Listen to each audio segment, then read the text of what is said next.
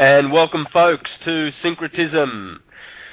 What a lovely day here in Australia. Hopefully the same for the rest of you folks.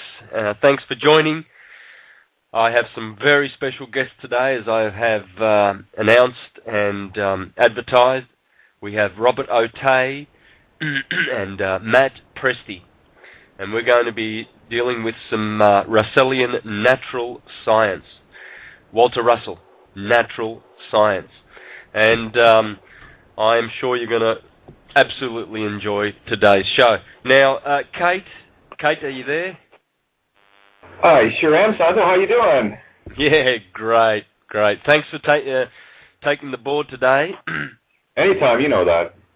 Yeah, beautiful. I just don't know who it's who, so I don't know what area codes are calling in. I've got three calls. I've got an area code 406, 602, and 804, so I don't know who's who here.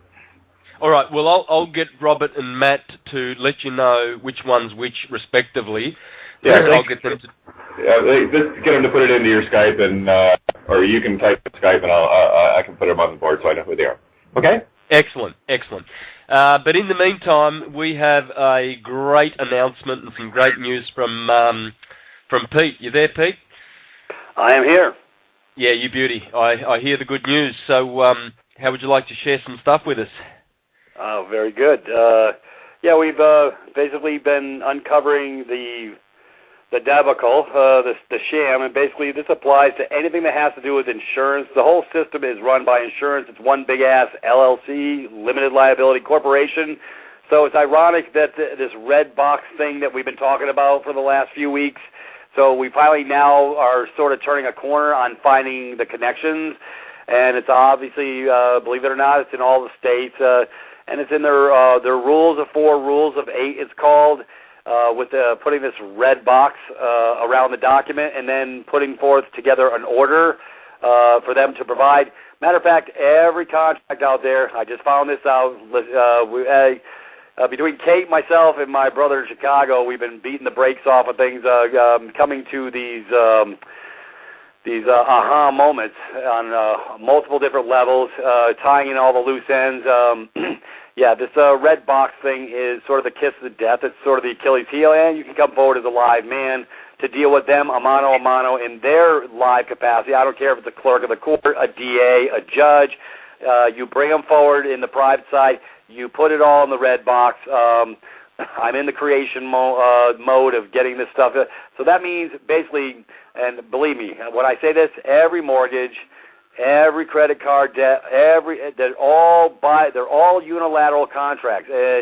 There's never been 2 signatures on any damn document, valid creditor-debtor signatures on anything. So I just pulled this out of this gentleman Lentz's information, and he's been covering this stuff. As a matter of fact, we've been dialoguing with him a little bit ourselves, and we're trying to pull in some of the other sharp blades in the drawer. But it's amazing how when you really start digging in and searching for stuff that you actually find some parallels. And the irony is, yeah, they buried it within their insurance game. Speaking of insurance, this just came across my desk from Patrice, and if it's true, these people really are in the deep end of the pool on a whole different level. And I need the minute to dialogue on this because I will get verification, so I can refute it or deny it. I said, this is what came from Patrice, but I haven't been able to double confirm it, but Patrice is a real good researcher. She was a captain in the Air Force, so I give her a little pull. I'll give her some kudos because she does know how to research as well. She goes, I was about to send you the whole issue of the FDIC. The FDIC and the FSLIC have been dropped on all banks in the nation as of November 23rd. And what made these banks and instrumentalities of federal government was their membership in such insurance There we go with the insurance, folks. This is why I'm saying it's beautiful when it all starts dragging together because it's all about the insurance. The bonds are all underwritten by insurance. The hazard bond, the bid bond, performance bond, all this crap is tied to the dadgum insurance game. And it seems that our brothers in the banking industry have just lost all their insurance. So that means they're all flying without a net. So this is really, really interesting. So this is where a 2 + 2 = 4. Anyways, the irony is The feds have dropped them under insurance coverage, which voids the bank's instrumentality status. Okay, not talking about stock brokerage houses or credit unions or pension funds, which are under scrutiny. Just FDIC and FSLIC member banks who now no longer have a membership, as those insurance associations are gone, which is, of course, the Federal Reserve Bank is one of those instrumentalities, as well as Pete. So what you share below dovetails right in with what I've been tracking. While people were camping and screaming Black Friday, all the banks were dropped out of membership in the FDIC and the FSLIC, given that the insurance of the banks had to dissolve first to drop the Federal Reserve banks, which makes sense with what I write below. It wasn't me. This came from a brother in the country here. I'll explain that in a minute. Anyways, they can't dissolve the Federal Reserve Bank and then have the people go nuts making insurance claims, so they had to unravel and dissolve the banking insurance mail strip first, which they did do quietly on Friday. Do people know this? That's what Patrice asked me. They sure do know. That's all. Yeah. Well, Kate, I posted it in your box, and I posted it over at, I just put this in as I was getting on the call. I says, this is very interesting that we all sort of need to look at it. And so I forwarded it to Brother Ted, and he says, well, who's this guy, blah, blah, blah. Well, I have some pretty impeccable sources who know a lot more than I do and are tied in differently. Anyways, I just want to read this below to you. If it be true, that will be fantastic. I'm from the Show Me State, but it's sort of ironic that Patrice broaches the issue of the FDIC losing their insurance and the FRB and all these folks. And then this came to me this afternoon. I'm going to leave the party neutral out of this. So, anyways, December 13, 2012, the Federal Reserve will be dissolved and direct issuance of lawful money returned to the USA and will be out of bankruptcy. The bank will not be renewed. It means states will be reconstituted as lawful sovereign entities. It means that all the bond insurance issues will vaporize.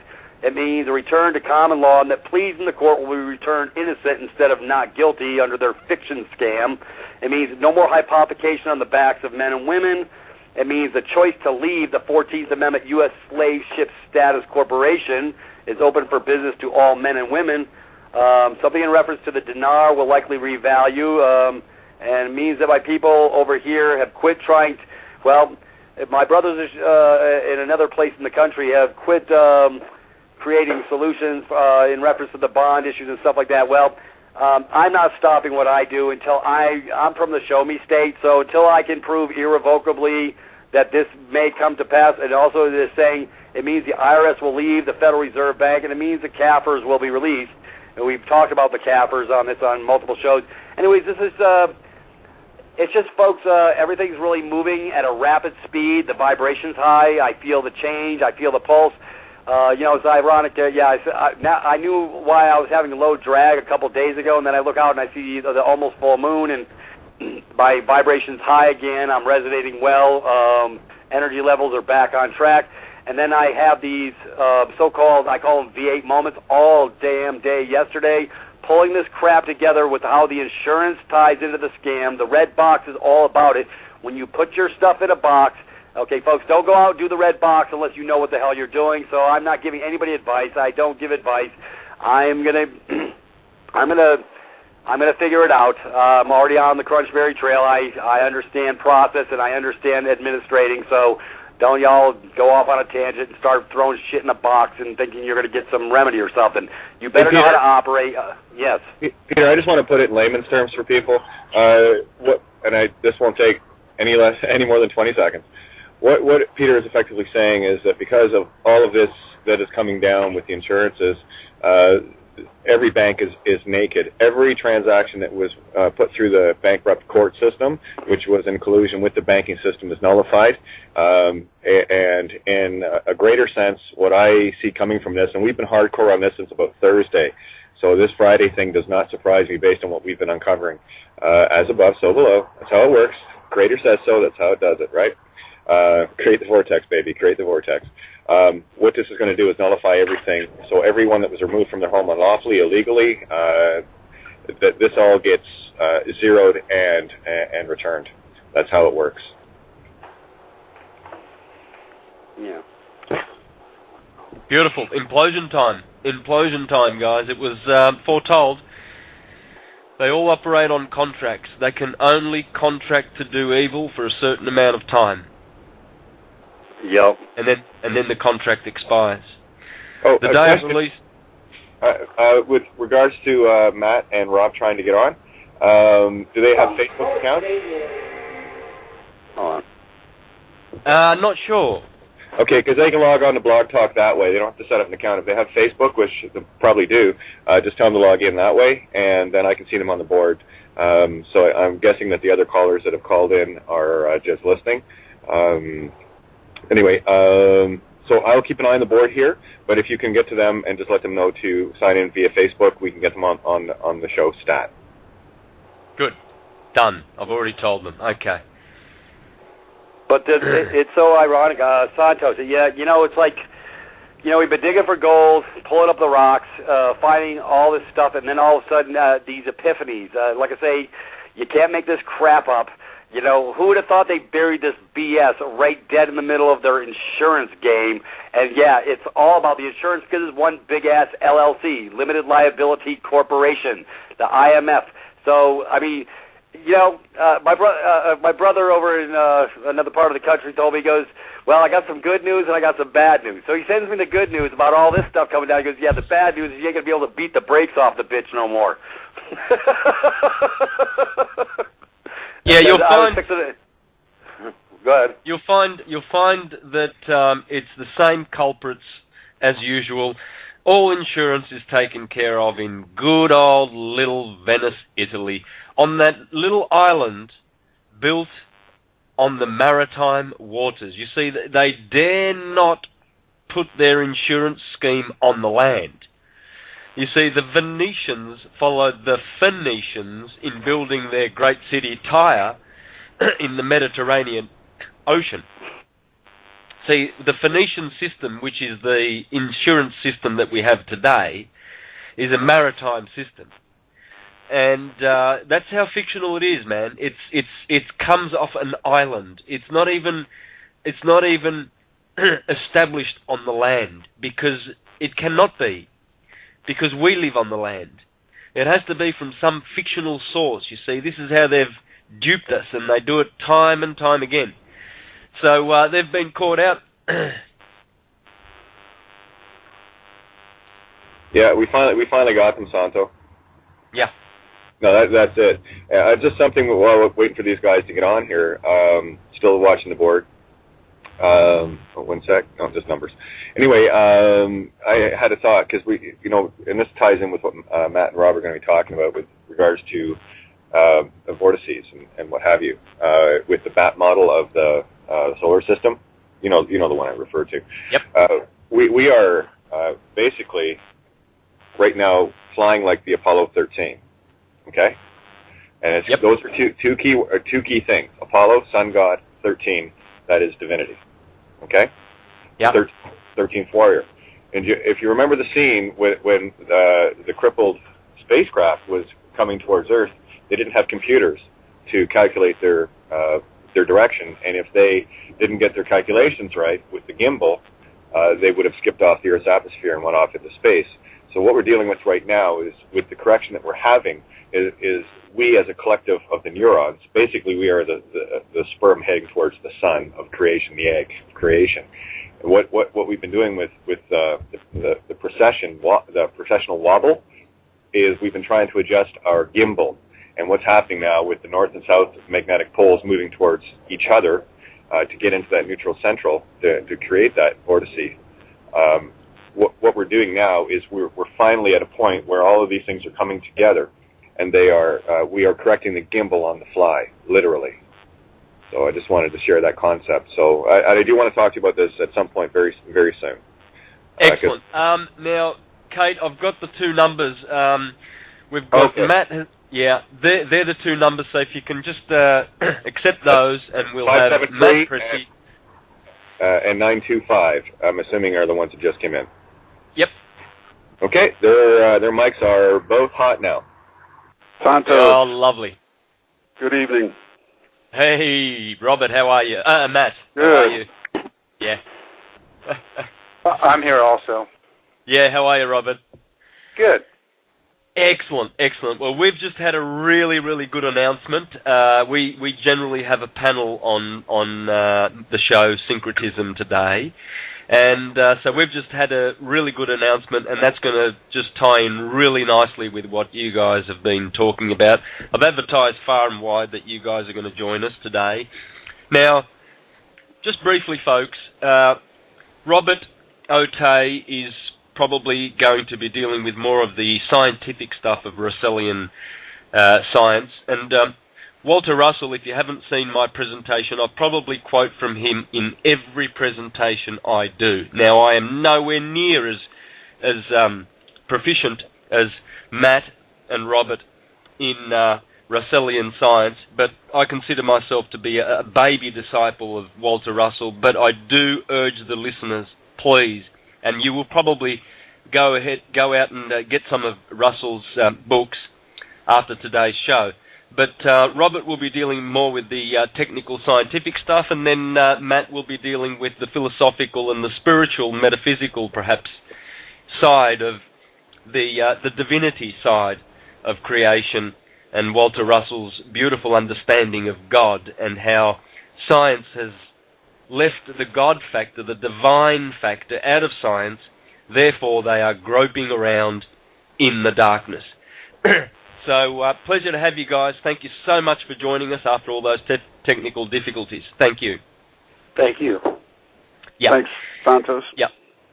Great stuff. Look, there are so many places we could start today's conversation because Walter Russell touched on so many subjects, but you guys said something very, very interesting on the show that we did last week on American Freedom Radio, and I urge all listeners to go back and have a listen to that one, because that was one of my best, if not the best show I've ever been involved in. For content. The greatest content, because if we're not basing everything we do on science and knowledge, we're building our houses on the sandy soil. And the water and the floods will come and wipe it, and the winds will come and blow it down. But if you want to build your home on a rocky foundation, it must be built on firm science, not the science you get in the institutions today, folks. I know I'm preaching to the choir here. The listeners are pretty switched on, but nonetheless, we do have a lot of false prophets still out there that still cling to the nuclear atom theory and string theory and quantum physics and all of these complicated poo-poo non-existent things. So we're gonna smash those, and I'm so happy to have you guys today to do that, because I think you are the best in the land to do that today. And so perhaps we could talk about some of the things that we left off of American Freedom Radio.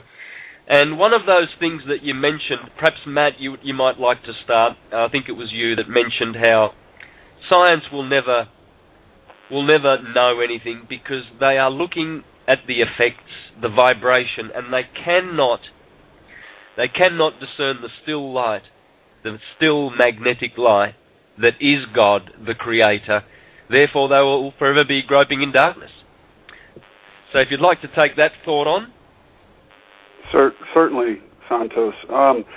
We did discuss this briefly about concept having to precede form, and how if you were to remove the concepts of mankind, there would be no form of his imaginings created in the simulations that we call bodies or bodies of work, that those bodies are anything. You look at anything man has made, and before it was a body, it was a thought. So that's the fundamental difference between materialistic science and the science of mystics throughout the ages and sages, is that their understanding of the universe, which is a divine concept, is that this is a thought wave universe. And Russell is absolutely on board with that, and basically what we have is a three-dimensional 21st century alchemy and hermeticism that is finally beginning to take root in more minds, and it's great to see And really, the whole thing of it is that when you learn to master the mind of yourself, which is an extension of the mind of the Creator, you realize that power is not external. Power is internal. And to the degree that a man has power of mind is to the awareness of that power is to the degree that he can command his body. And electricity is the soul working force of creation. It's the soul working force of mind itself. And you use your mind and through electricity command the body to respond.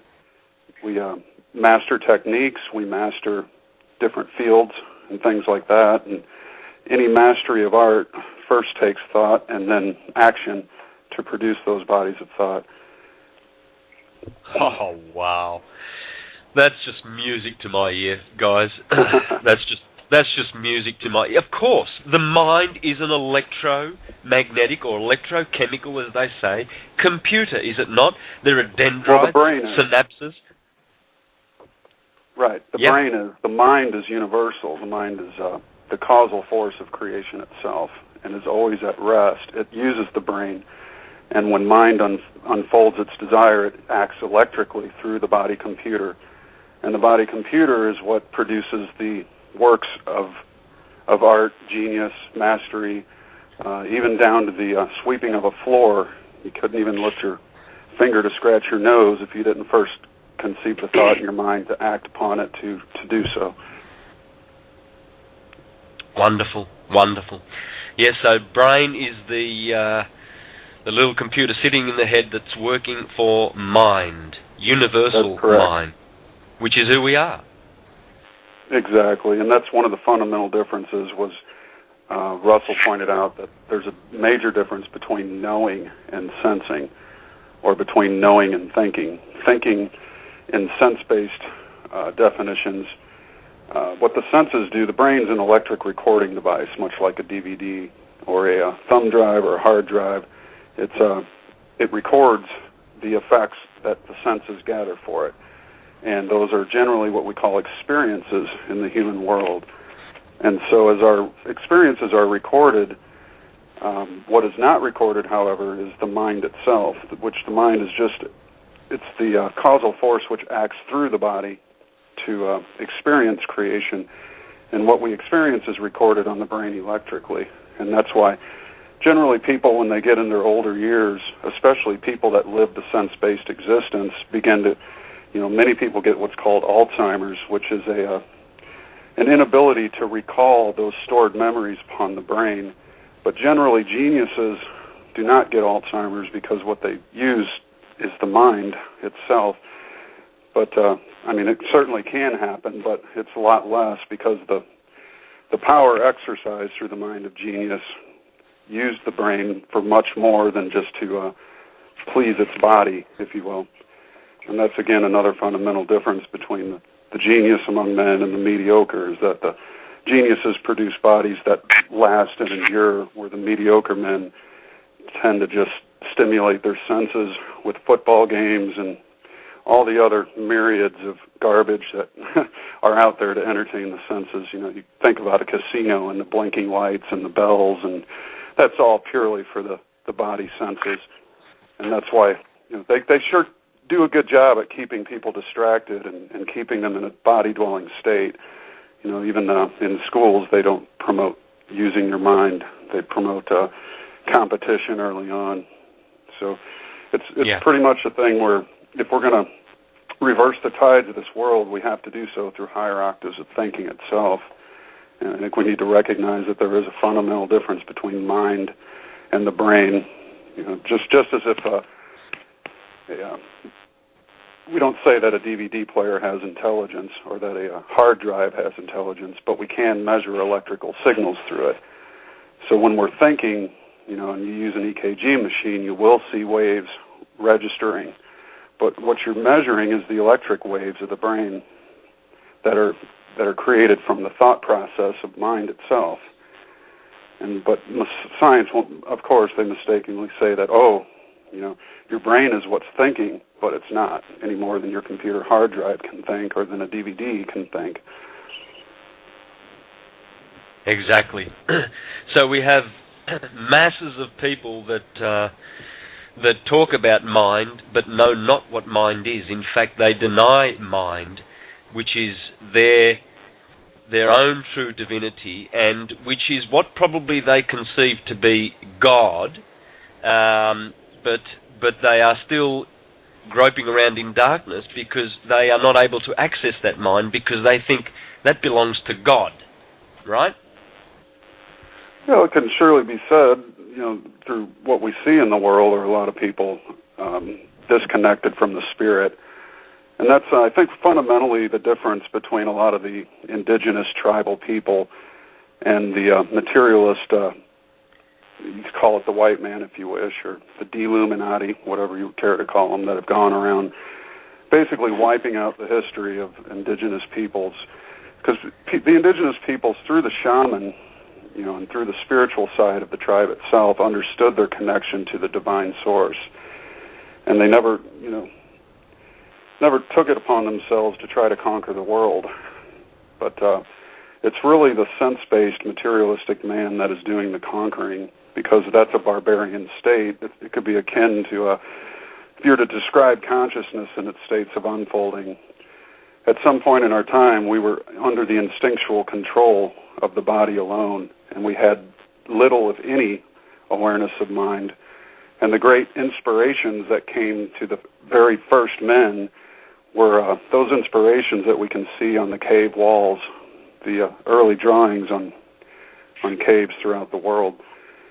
And I think that's the very beginnings of the unfolding of mind into a higher octave was in those very first creations of man. And we can see how it progresses through the eons, the ages. And so now we're seeing even more intensity in man's creations. And generally, of course, art was some of the first work ever to be done by man. That was a mindful kind of a concept that is recorded in man's history. So art is, as I say, the word art is in the word heart. So I consider myself to be a heartist, if you will. Hey, was it you, Matt, or was it Robert that spoke about the vortex in the heart? That was I was Frank Chester's work. Yeah, look, I think we need to talk a little bit about that, because in the heart is, according to the ancient theologists, is the seat of God. This is a wonderful thing that can be explained scientifically. Right. Yes, exactly. Because as above, so below. The entire universe is based on twin opposing vortices. That's what is at the heart of the cubic wave field model. The magnetic universe is omnipresent. The Creator's still magnetic light universe is everywhere. It's both within and without. It both centers, the cubic wave fields, and it bounds them as well. So a very interesting fellow named Frank Chester had spent 10 years through empirical research, just, the long, laborious method of just, trial and error. He had basically read some of Rudolf Steiner's work and was interested in the seven-sided form. And he was able to basically create what is like, it's almost a platonic solid. It's similar to a platonic solid. The only difference is the faces are triangles and kites. They're not all the same. So there's 7 faces. And what he was able to deduce from his studies after 10 years of building these structures and basically putting them in implosion tanks where he had created vortices and waters, and he was able to basically create the aortas of the heart. And he was able to find out that the heart is really a vortex implosion regulator. It's not a pump. What it does is it has twin opposing vortices within the heart, which are centered by that stillness, that point of stillness, which we're calling the still magnetic light of the Creator. So that is the seat of the soul. From that point, it controls everything in the entire body and the motions of the blood through the body. It controls the implosion of the blood because blood implodes. It moves just like water and air and light and electricity. All these things spiral. So Frank Chester was able to prove, in an empirical way through geometry that, there's this figure, this thing called, which he calls the chestahedron. It's a 7-sided form which gives shape and form to the physical heart of humans.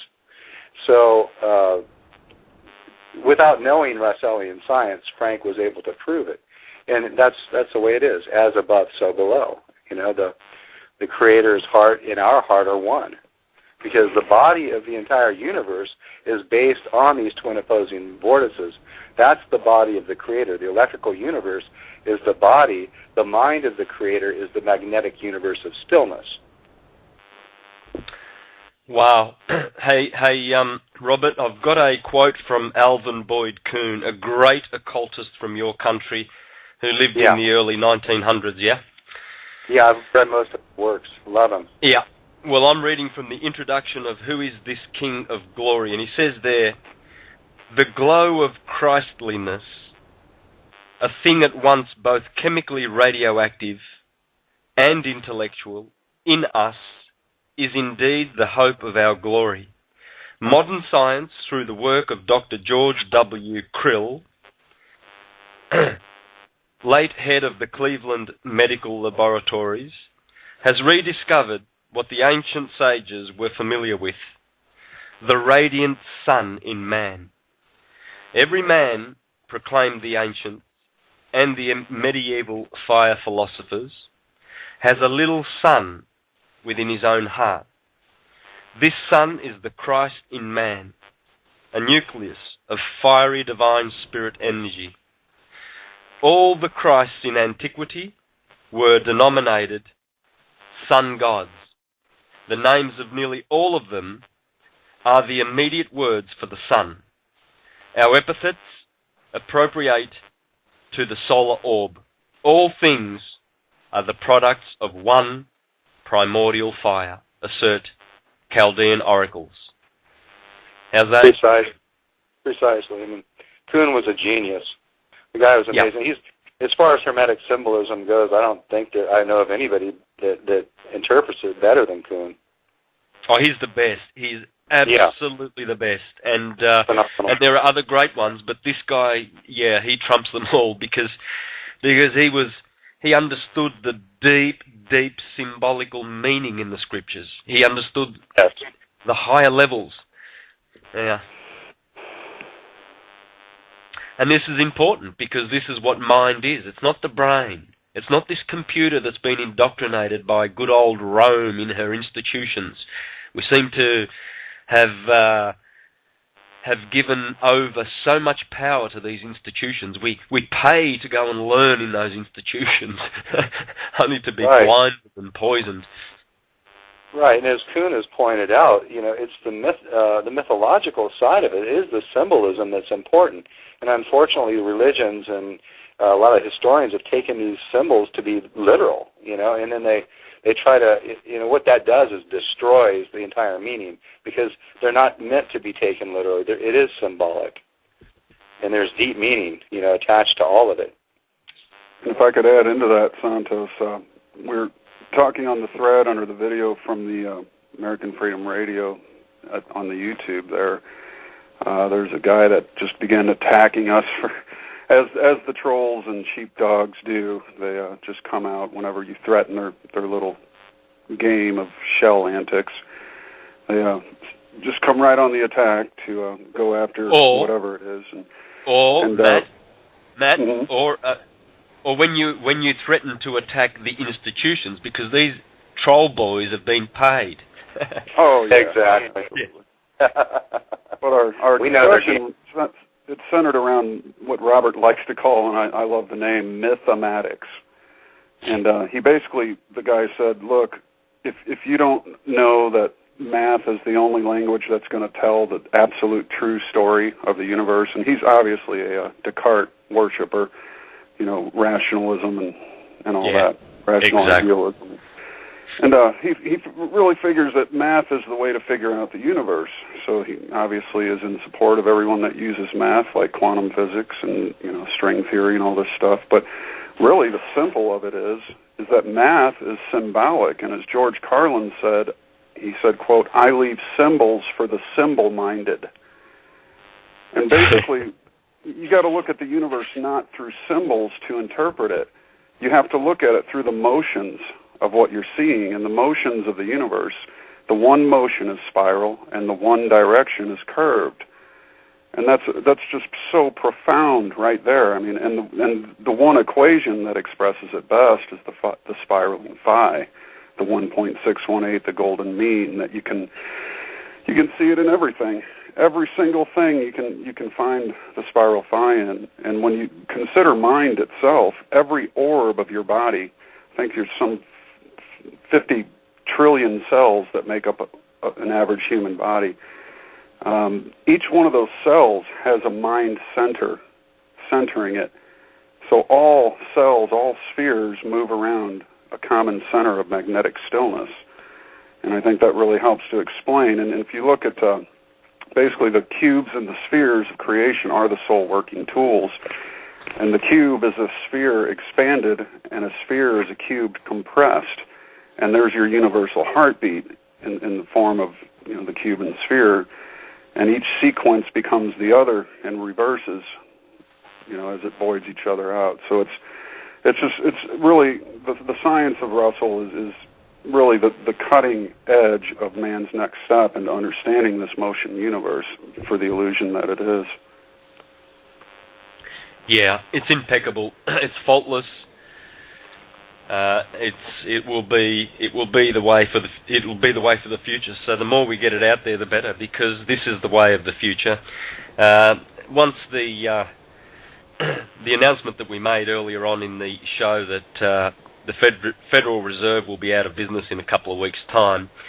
Once that happens, because it's owned by the Vatican, once that happens, you'll find that all of this beautiful natural science will come back. It will absolutely come back and be the order of the day, folks. It will be the order of the day. We need to familiarise ourselves with the true science. Indeed. On Radio 314, I spoke with Lana about the Catholic universe, which is the Big Bang. It's George LeMaitre's baby. And it's funny, many atheists believe in the Big Bang theory as if it was a religious doctrine, but only maybe a small percentage of them know that it was a Catholic priest who came up with the idea. And Pope Pius XII, 1 week after George LeMaitre released his theory, said, our Jesuit priest, Monsignor LeMaitre, confirmed Genesis 1:1 scientifically. So, the Catholics, they've always sought to have the grip on all things knowledge. And I think, to me, part of the 2012 revolution is taking the right to think about our damned universe away from the authorities. And you find it comes best from people that know nature. And Walter was a man of nature, as Schauberger was, and, and other great luminaries of that time who are who I refer to as the true Illuminati, not these deluminated people who hide in the shadows, scheming about, trying to figure out how to control and lower the population. Those aren't true Illuminates, and to even call them Illuminati is doing a disservice to those of us that actually are illuminated or filled with light. And light is love. There's no darkness in illumination. So don't give these people the credit of calling them Illuminati. They're not illuminated. They're full of darkness. Call them the Deluminati. Don't give them the title that would best be fitting to people that are actually filled with light and trying to do honest works of love to help their fellow humanity. Yeah, these are a deviant, very deviant group of people, these ones. There's no illumination there. Absolutely no illumination. They are the ones that spread these darkness. They work in shadows, and there's nothing respectable about that. Anybody can plan to assassinate people in a dark basement. It doesn't take a lot of, super intelligence to do something, idiotic like that. It takes intelligence to put your ass on the line and come out and try to make a difference. And so that's what I think. Can I share something for a second? Yeah, Santos, we've been sort of banging this drum. They like to hide behind, they skulk. That's all they know how to do is skulk because they have no souls. See, because a real man, like I was telling, I've said this a million times, let's hang out a mano. Show me the real you.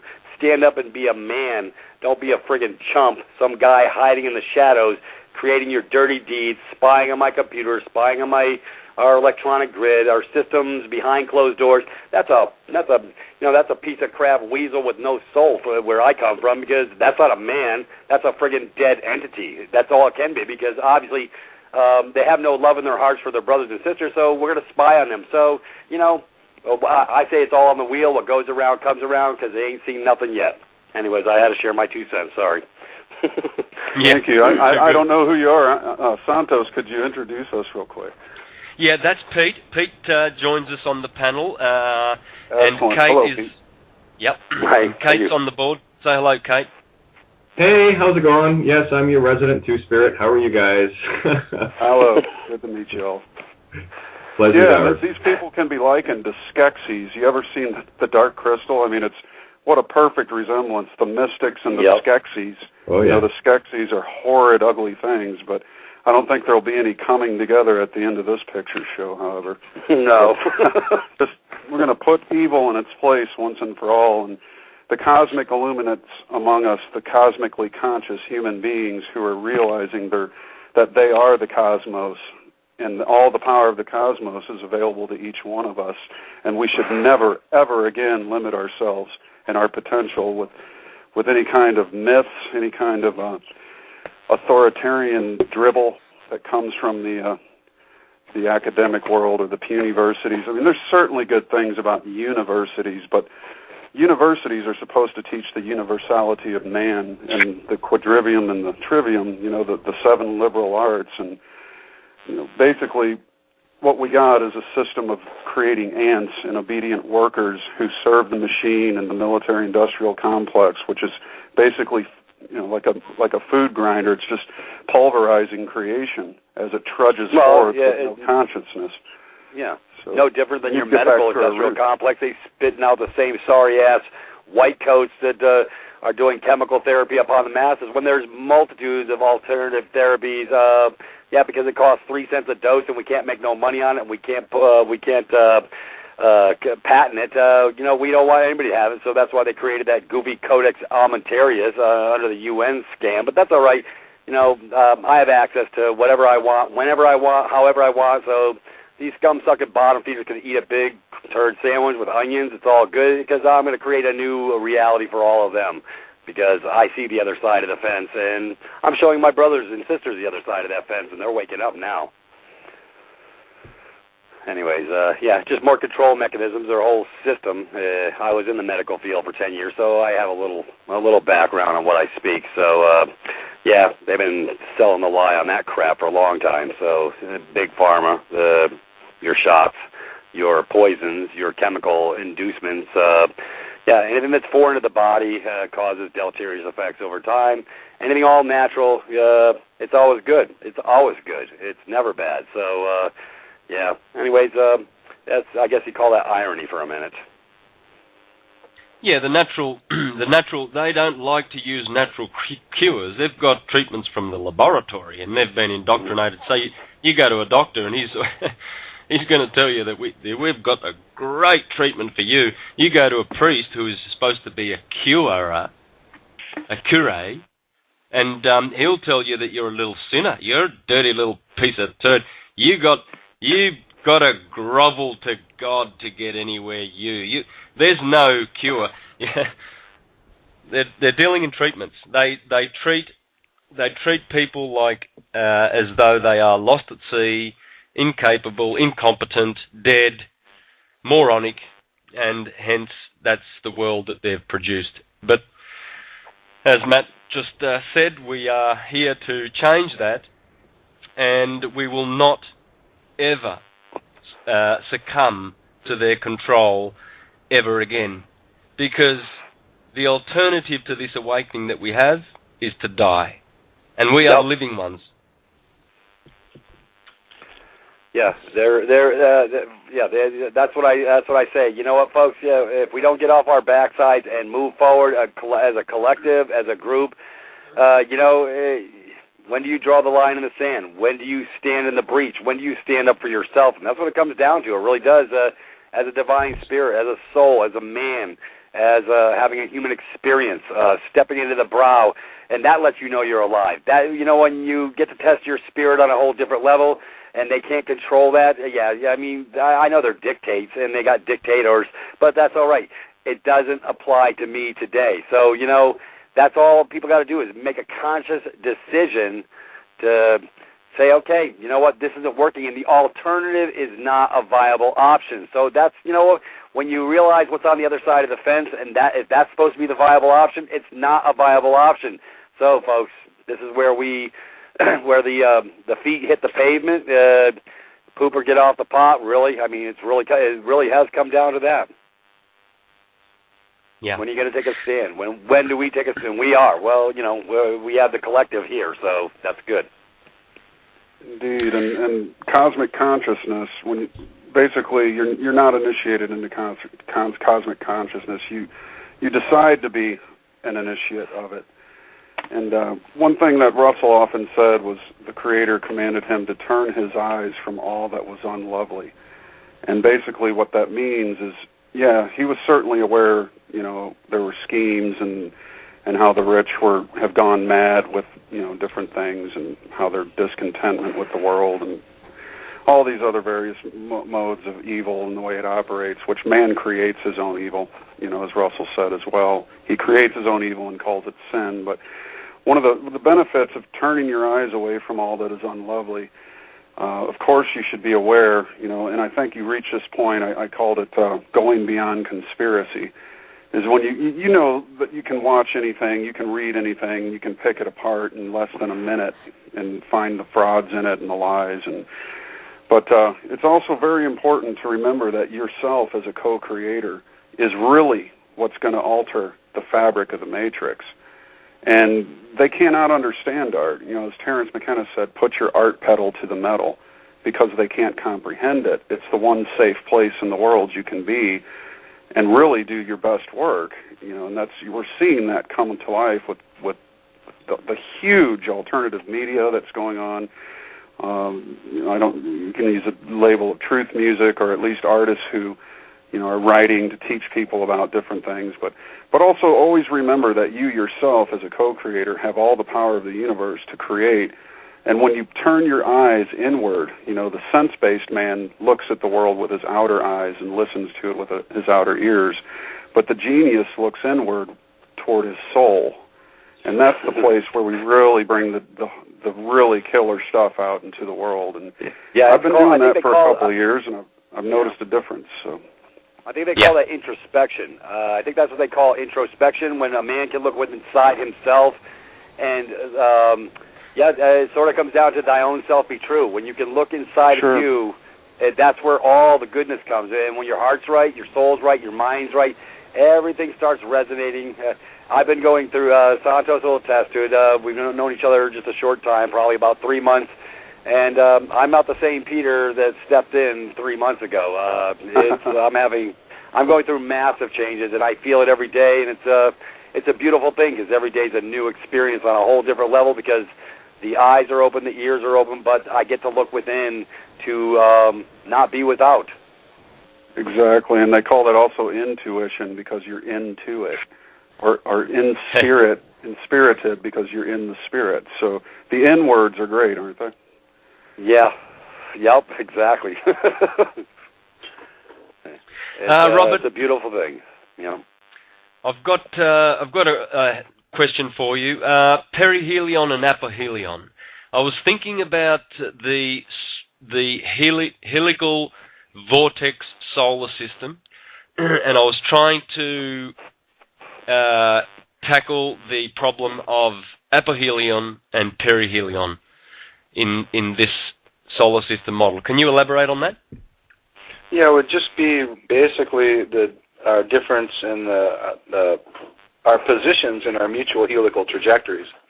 I think there's I did create a memorial page for Dr. Batt, on my website, and there I gave some examples, from Naked Eye Planets is where we got the information from an academic background to show like the rings of Saturn, for instance.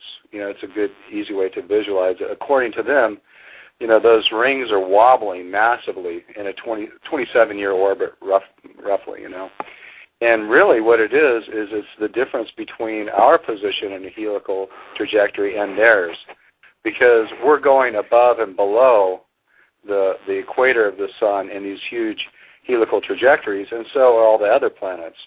So therefore, there are a lot of earthbound illusions when we look out at the solar system, because we can't see it as it really is. We're earthbound.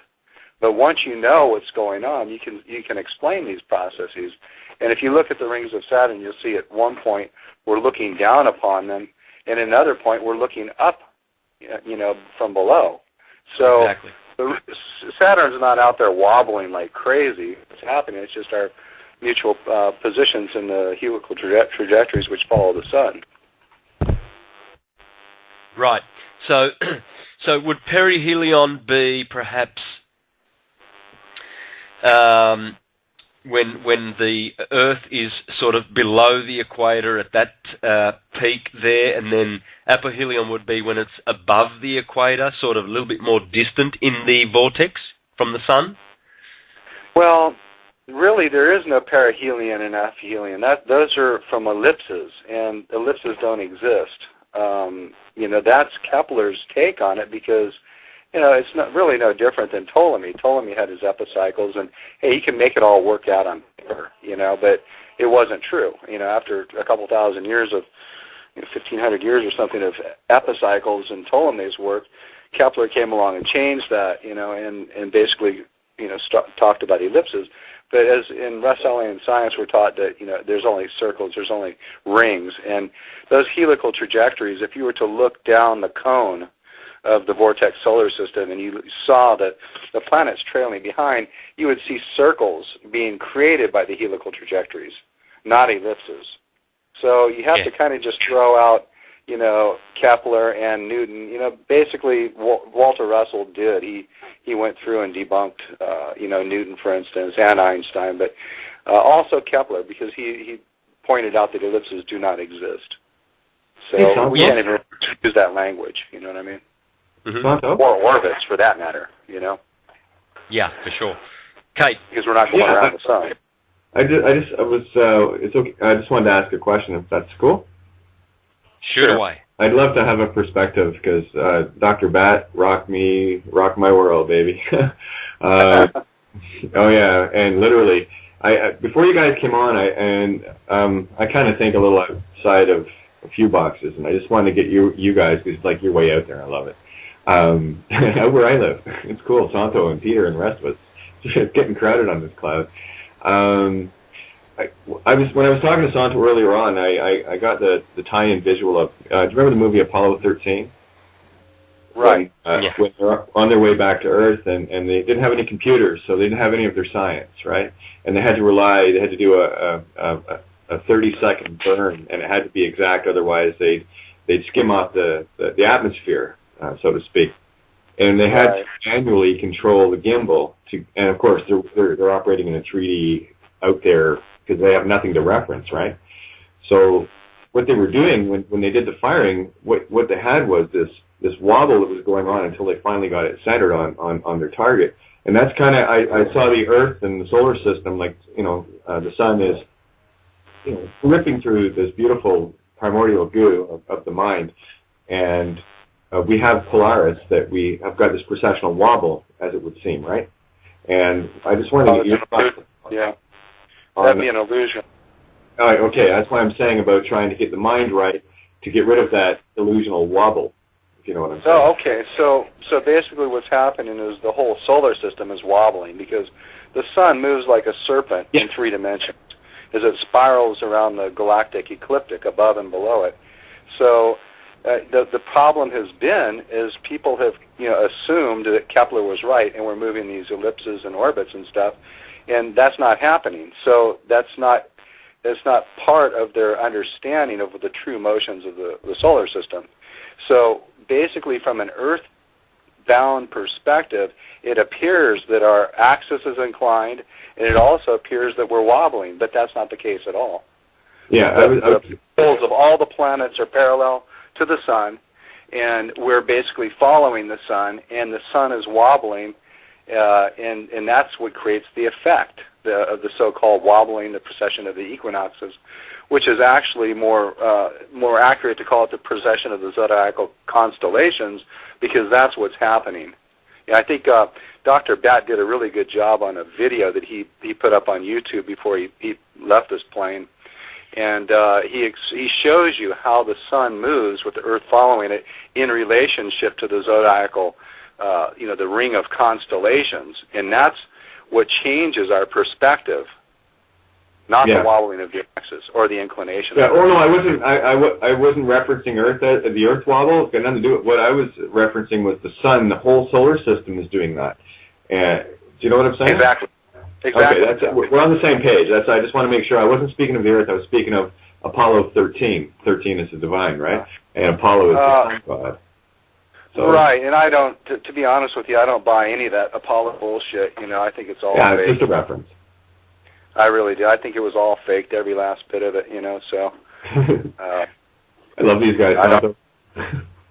I don't even pay attention to NASA and Apollo. NASA, never a straight answer. Straight answer, yeah. And the biggest bullshitters imaginable, They've kept us in the box, in science in a big way. Yeah, absolutely. Hey, but Robert, I'd like to go back to that. They say, well, on January the 4th, the Earth is supposedly 4 million miles closer to the Sun, and its opposite, July 4th, Independence Day, is what they call apohelion, and it's 3 or 4 million miles further away from the Sun. So with the vortex model, can you explain that? I'm sort of having difficulty wrapping my mind around that. How are they making their measurements? What is their measurements? Are they using straight lines? And yes, of course they're using straight lines.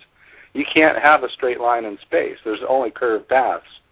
So even the distances they claim that they know about the Earth, they're false, because the universe does not work like their little trigonometric designs on their papers. They can't sit there and just draw these straight lines from one place to another, because you can't get there in a straight line. It doesn't exist. Yeah. There's only Santos.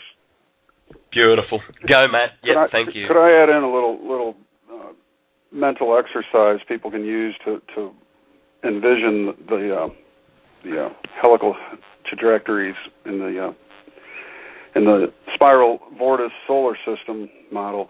Everything moves in this fashion, and generally it's a two-dimensional versus three-dimensional ability to conceive the thought process that it takes to free us from these mind viruses, if you will, or these knowledge viruses that are passed on from academia. And basically the two-dimensional wave is a straight line across a piece of paper, linear line from point A, which is on the left, to point B on the right.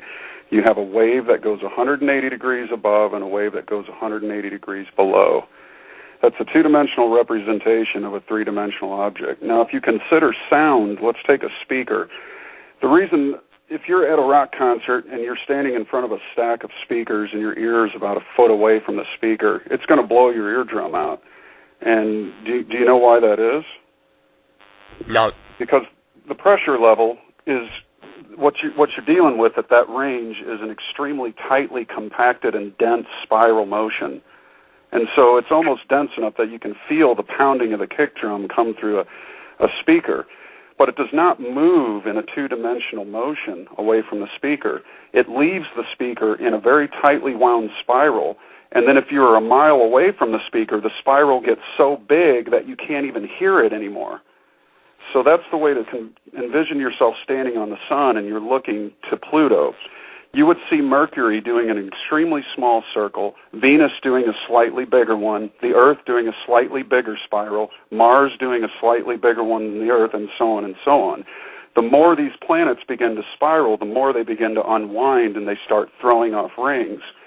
And because the motion is so extreme and that's basically what we're seeing in the effects that we call an electron, which are actually emission products of atoms. So we see very many electrons in, say, uranium, and what you're seeing there is an extremely unwound condition of matter, and it's very deadly.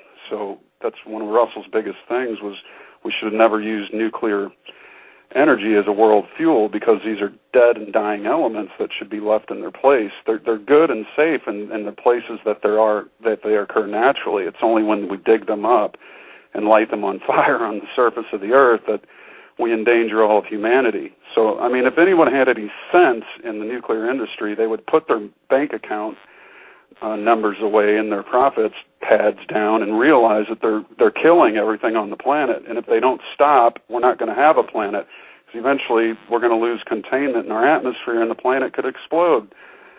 I mean, we're dealing with a major thing here, and basically, not to go too far off course, but that's when you understand spiral motion, you begin to see it in everything, and even the waves of your TV, they don't move in sine waves; they move in spirals. I mean, everything is spiral. All motion is curved, and all direction is spiral. So it's quite simple, really.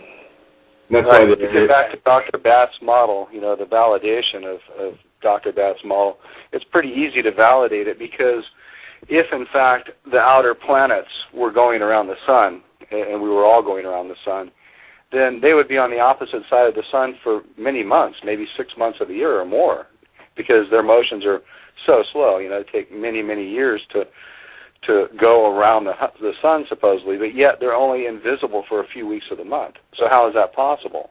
It's impossible on a flat pancake solar, the heliocentric model given to us by Copernicus, who was also a Catholic military priest. So we can't forget that either.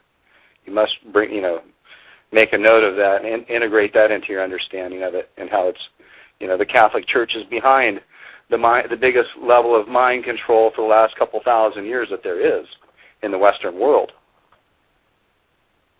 Yeah, absolutely. Absolutely. I tend to, being a musician, when you pick up a guitar, the strings are still. There's no sound. Right. Yeah. And then when you strike that string, all of a sudden a beautiful warm tone emanates from the vibration. So this is what the lower-brained, lower-minded scientist, the consensus scientist, is studying that effect, whereas he doesn't understand that all sounds come from stillness and go back to stillness. Yeah, the stillness is all the motions.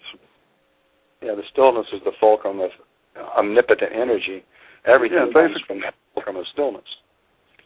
And what I've seen over and over, Santos, is that it's just amazing how many musicians are attracted to Russellian science. Because musicians are really wave mechanics. They're ones that manipulate waves, right? And they get it. It just blows my mind what a large percentage of the people that I talk to that study Russellian science have a musical background. Yeah, I just had a question on the 432 hertz music. Which is the correct one? Because we've got Leonard Horowitz teaching that it's 520 something, and then we've got the 432 hertz.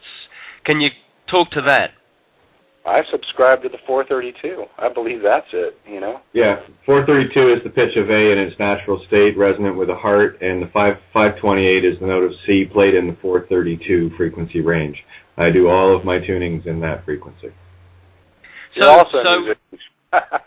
Oh, yeah, I'm a singer-songwriter, so Santo. See?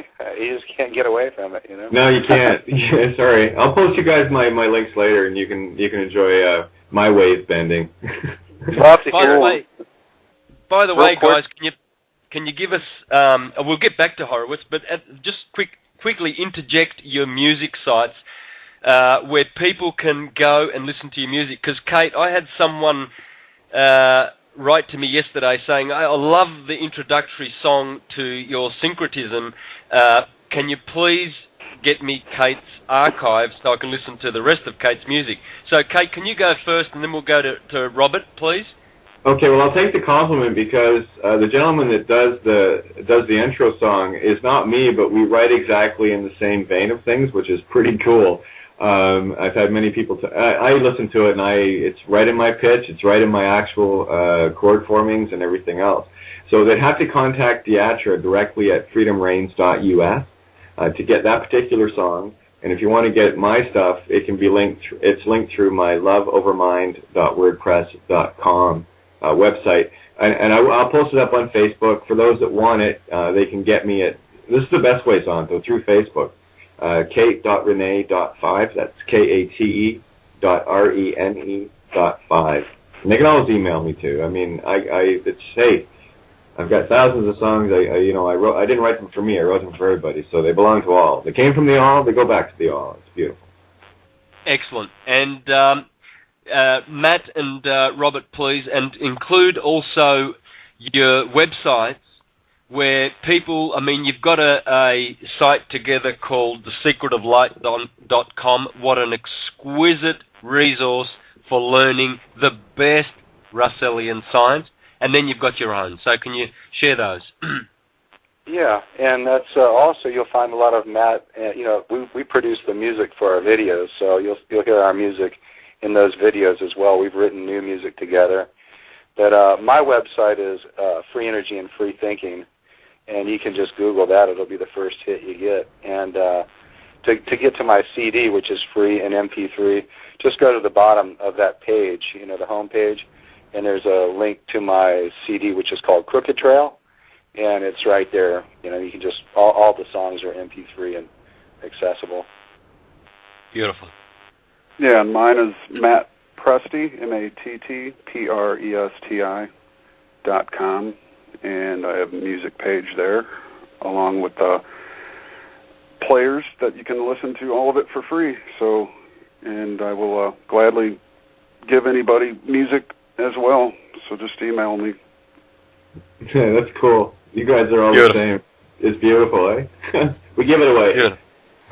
Yeah, absolutely. We never sell our souls to Hollywood. Yeah, well, that's me. I was signed in Nashville, and I couldn't sell out, so I walked. I call it song cash. I know it's nuts. Anyone that's chasing their tail, a dream like that, or chasing their tail. Sorry, my kids aren't for sale. They belong to the universe. Yeah, totally. We're on the same page.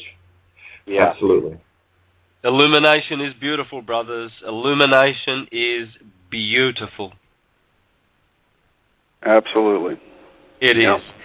Now, Leonard Horowitz. So who was going to make a comment about Leonard Horowitz? Because he's really, really adamant about his other tuning, isn't he? It wasn't me. I'm not too familiar with the tuning about how you go actually about retuning a guitar to fit those frequencies. I mean, I tend to love the key of A. I tend to write a lot of music in the key of A as well as the key of C, and but I have written in minor keys and other things. But I mean, certainly there's aspects to that whole thing that I've yet to learn. And it's setting the pitch of A to 432 hertz instead of the 440A. You retune it down 8 hertz to 432. And then you tune your guitar or whatever from there. You can do that on a keyboard if you've got the pitch shifting.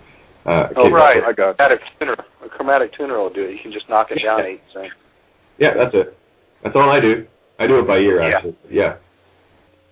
But what I find interesting is if you consider, too, the music of the spheres and how it relates to our progression. And one of the things Rob and I talked about that we're still, not 100% sure, but it certainly seems from all the different aspects we've been able to line up that a good explanation for 2012 in that we're moving toward the ecliptic from the southern hemisphere to cross the ecliptic plane of the Milky Way into the northern hemisphere.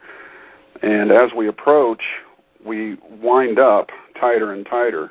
And in that tighter winding, we see an increase of heat, which is the solar system-wide warming that we're seeing and that our sun's experiencing because their spiral trajectories are getting tighter and tighter, which means the emissions will be more and more. So you can just look at the past 100 years and the explosiveness with which man has just really just created and transformed his world from not being able to fly to being able to fly anywhere, including into space, from not being able to communicate only by letter and postman on a horse to being able to transmit a tweet to millions of people around the world. I mean, what we saw, say, in just 2006 with the Haiti development, I think they said within approximately 10 to 15 minutes, 3/4 of the world was aware. Would have probably taken 100 years to learn about 200 years ago. So. Yeah. It's winding up.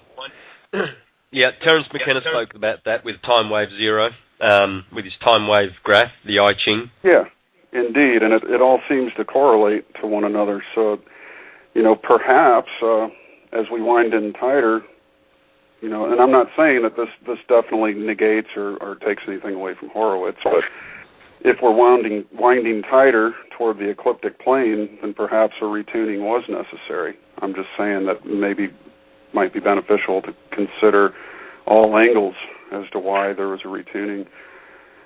Because I don't know, the disc... Well, 430, the original tuning, that things were tuned to 430 historically. Yeah, and then they changed it. That's the 55. point. Yeah. Right.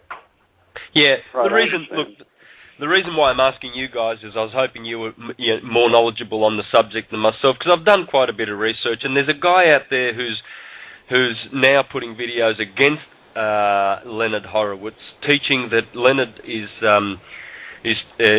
promoting a very harmful frequency, and I'm not taking sides on either camp because I'm not versed in this knowledge enough, but I know that I believe you can go way back to the great Greek philosophers like Pythagoras that subscribed and taught the 432 hertz. Yeah, I just want to jump in there. I was going to say, I did a lot of research on the Horowitz site, and the only thing I question on it, I want to get your guys' opinion on it. Everyone's been, in my opinion, has been using the wrong pi of the 3.14, 15927, et cetera, where actually it's 22/7 for the real pi. In terms of, because I've done some experimenting with using pi, because it's a continuous sequence, infinite. That's why you can't measure the area of a circle, because it's actually a spiral. In 2D, it looks like a circle, but it's actually a 3D spiral.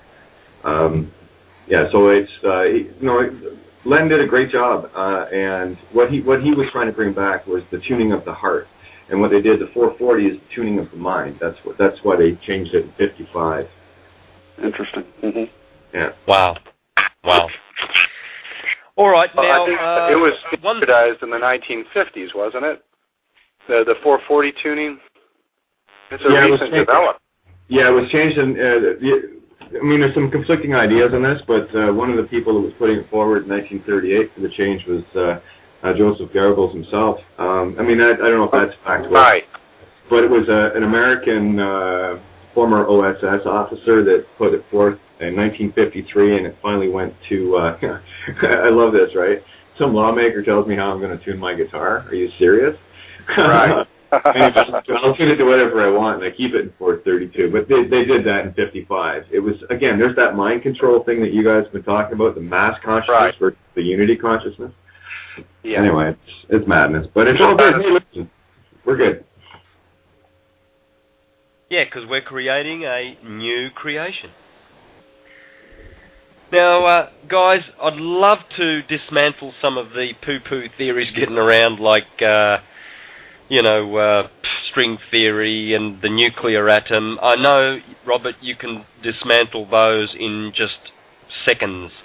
So let's do that, because I think that's quite important too, because this illusion that they're selling us, that we're going to eventually find the unified field, the unified theory, to bring Newtonian and quantum physics together, marry them together with some kind of an explanation. How does Russell expose that? Yeah, atomic suicide was basically a diatribe against the nuclear atom, but nobody's really taken it apart as beautifully as D.V. Larson in his book, The Case Against the Nuclear Atom, which is free online for reading for anyone who wants to check it out. and it's a debunking of the historical development of the so-called nuke atom, which is, it never made any sense. Actually, when I was in college, the first semester I went to college, I studied chemistry, Chem 1A, and after 6 weeks, our professors just said, look, this nuclear theory of the atom we're teaching you, it's a fraud, It's just a model. Don't believe it, it's not true. And here it is 36 years later, and they're still talking about the same crap, So there is no nuclear atom. There's no such thing as electrons in orbital shells and all this stuff. String theory and quantum mechanics take it for granted the nuke atom exists. So they fall also, with it. There's no validity to these theories. They're just what they do. This is planned. You have to understand that the people that run this racket know the real science. They knew about Tesla. They knew about Tesla creating free energy in 1892. They suppressed him. They suppressed Schauberger. They suppressed anybody that comes along that eats into that wants to destroy their corporate profits, the massive astronomical profits that they're making. So they know, they know what the real science is. So it's very easy for them to promote the false science, and therefore you have idiots like Heisenberg who gets a Nobel Prize for his uncertainty principle, which is based on a nuclear atom that doesn't exist. Or you get Stephen Hawking, who gets a Nobel Prize for describing the swirling motions around a black hole, which does not exist either. Yet these guys are the guys that are getting all the dough and all the fame and, claimed as geniuses. Because the powers that be want this slave system of us pumping gas and burning coal and running nuke plants and fighting wars to stay in place as long as possible, because that's where they make all their dough, and that's how they control us. Yeah, their Nobel Prizes would be as invalid as Barack Obama's, wouldn't it, the morons? Exactly. Yeah, or Albert Gore, I mean, what a joke, Yeah. Global warming crap, Yeah, all these smoke blowers pontificating and putting themselves at the top of the pecking order with some sort of goofy award, or I don't know who awards these awards. I got a naval yardarm to hang them all on it. I mean, they're nuts. Yeah, and when they declared to everyone in August that they found the Higgs boson particle, one of the comments below was one of the scientists saying, "Since we've done this, it means Nobel Prizes all around. Good job, guys." It's all they live for is this hero worship, this false ego, constructs that just all they do is suck up entitlements and rub elbows in the good old boys club. And the Higgs boson, if you really want to get into that, they're looking for the God particle. Well, this is the whole point in the difference between mind-knowing and sense-based groping in the dark. Particles, aren't the cause of anything. I mean, they're simply motions of electricity that mind creates. And all atoms, all suns, galaxies, planets are under the control of the Creator's omniscient mind. So, what we control is what we make. And what it's ultimately doing is like you said earlier about the guitar. You strum the guitar, it lives for a series it lives for a short time in a vibration, and then it returns to stillness. Well, what they're doing is they're trying to find the cause of the motion of the guitar string in the guitar string itself. There's a particle in the guitar string that makes it move. They don't stop to consider the absurdity of the whole claim, and not to mention the colossal waste of money, which could have gone to much better things, So it's a shell game. It's just a total shell game. Higgs boson particle does not exist. It's or the Large Hadron Collider. I mean, it's their hard-on for their own Nobel, egos to stroke themselves with. It's just a complete, utter waste of money.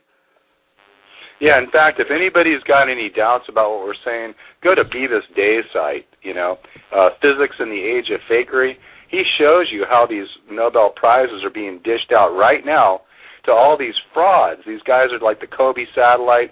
These people are validating these false things like Big Bangs and black holes and dark matter and all this crap using fraud. And they've been busted. Beavis Day has taken them apart, He's incredible, too. Yeah, the physics in the age of fakery. That's all. Just type that into Google and you go right to his site. Yeah. No different than the global warming scam they're perpetrating on the masses. Exactly. Yeah, you gotta love it. Well, that comes from the Club of Rome. They invented that crock in the late 80s or early 90s. They invented that. The Club of Rome, folks. The Club of Rome. Who's this club? What are these Bilderbergers and clubs? And basically, they're just a bunch of. I believe they're pretty good at pedophilia. I know that. That's for sure. That's how they get seduced to be CEOs of corporations, because they get awarded with plenty of little boys. They love boys. Right. Exactly. Yeah. Yeah, they're monsters. They're not human beings at all. If there is any truth to global warming, I'll defer to Russell's Atomic Suicide, where he wrote that the use of atomic fission, and this was even written before they started the massive aerial hydrogen bomb tests, that very well could be the responsible thing that is what's responsible for, if there is global warming, it would be caused by this nuclear use. There's not global warming. Global warming doesn't exist. The global warming does not exist. Look, the entire solar system is going through changes right now. All the surfaces of all the planets are heating up. It's because we're approaching the galactic ecliptic. It has nothing to do with us burning, so-called fossil fuels, which they are not, I understand that, but still, what Atomic Suicide says, from Walter's words, if you want to know, is that man, through his continued use of nuclear power, will eventually give this planet a fever for which it will not recover, and it will eventually explode. And that's what nuclear fission, particles in the atmosphere are extremely expanded particles of motion. That's why if you took a nickel-sized piece, the size of a nickel of uranium, and put it in your pocket, you'd be dead in 10 minutes, because it tears holes through your cellular fabric.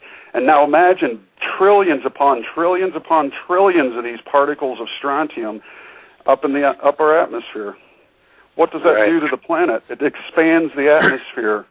Well, there's not nuclear power plants on the rest of the planet, so it's invalidated by that, The truth of the matter is this has nothing to do with what they claim it has to do. Right. And that's the very real danger of an exploding planet through continued nuclear use is really what got me into doing this research. I mean, because I have children, and I want to, and I feel for all the other people in the world who have children. And I think that still is the number one thing that's threatening our world today, is our continued use of nuclear power. Well, apparently Edward Teller was, this whole chemtrails thing is his design, and the cover story is that it was to prevent global warming, all the spraying of the strontium and barium and aluminum on us, and other toxic crap that they're spraying on us. Good God, how insane. It's insanity. In fact, Emerson, it was, who said, the earth is an abiding place for God's insane angels. Yeah, it's insanity. They are insane. They are absolutely insane. Well, Edward Teller was a madman. George Bush gave him the greatest prize, the biggest medal you can possibly get, in the United States. So, I mean, he played his part. He was an insane madman. He was Dr. Strangelove. That's who they modeled Dr. Strangelove after. Well, Edward Teller. Yeah, psychopath. Yeah. The guy wanted to put up in Alaska, he wanted to excavate harbors, put 20 nukes, side by side, and just blow them all off at once to create a harbor. And wanted to create like another Panama Canal, just string 100 nukes, side by side and blow them all off. And he's the asshole that was behind our nuke program. That was blowing up nukes 30, 40, 50 miles high in the atmosphere. Just absolute insanity. Wow. Yep. One thing Walter said in his life, this was in the biography that was written about him called A Worthy Messenger. His gardener, Charles Hardy, had a talk with him on the porch, and he asked Walter what happened to the planet between Mars and Jupiter. And Russell said, it did not explode from natural causes. So that always stuck with me, and perhaps we're all, reincarnated to try to get it right this time, and it certainly appears that we have a long way to go to get it right. So.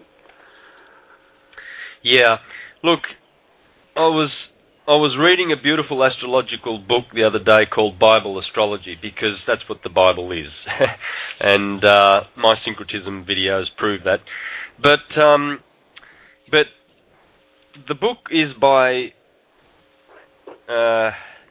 Lyman E. Stowe, and he calls it Stowe's Bible Astrology, the Bible founded on astrology, and it was printed early 1900. There you go, 1907. Anyway, he says there on page 39, he says, the sun is our proper home, or the true Garden of Eden from which we were cast out, and we cannot get back until we conquer all selfish and foolish desires.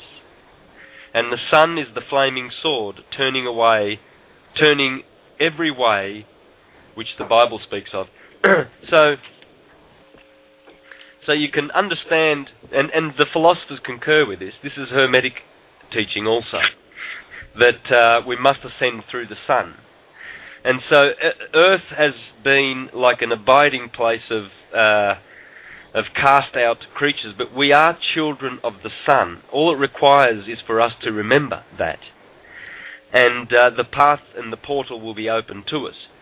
But quite possibly, I wonder how that fourth planet between, it's fifth actually, between Mars and Jupiter was destroyed. Possibly that was part of the fall. I'm wondering. Any thoughts? Very possible. I mean, what would cause a planet to explode? I mean, certainly, that's the problem with nuclear power. In my opinion, we're playing a game that we're not tending the fire. We're not taking responsibility for the things we light on fire and can't put out. Has any of you ever caused a fire in the woods before and lost control of it?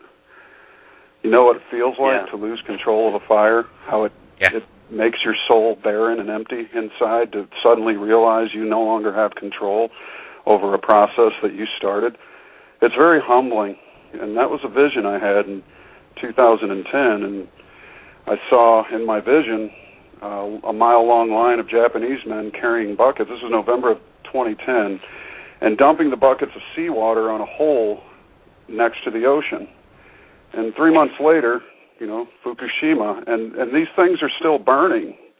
Chernobyl is still burning as we speak. They had never put the reaction out. It's melted down into the ground. And the problem with that is they don't know how to put it out. And so if you don't know how to put something out, what would make you start it in the first place? Good question. Idiocy. Good and question. they're doing it for the money. The only answer, Obama wants to build 50 more nuke plants in the United States by 2030.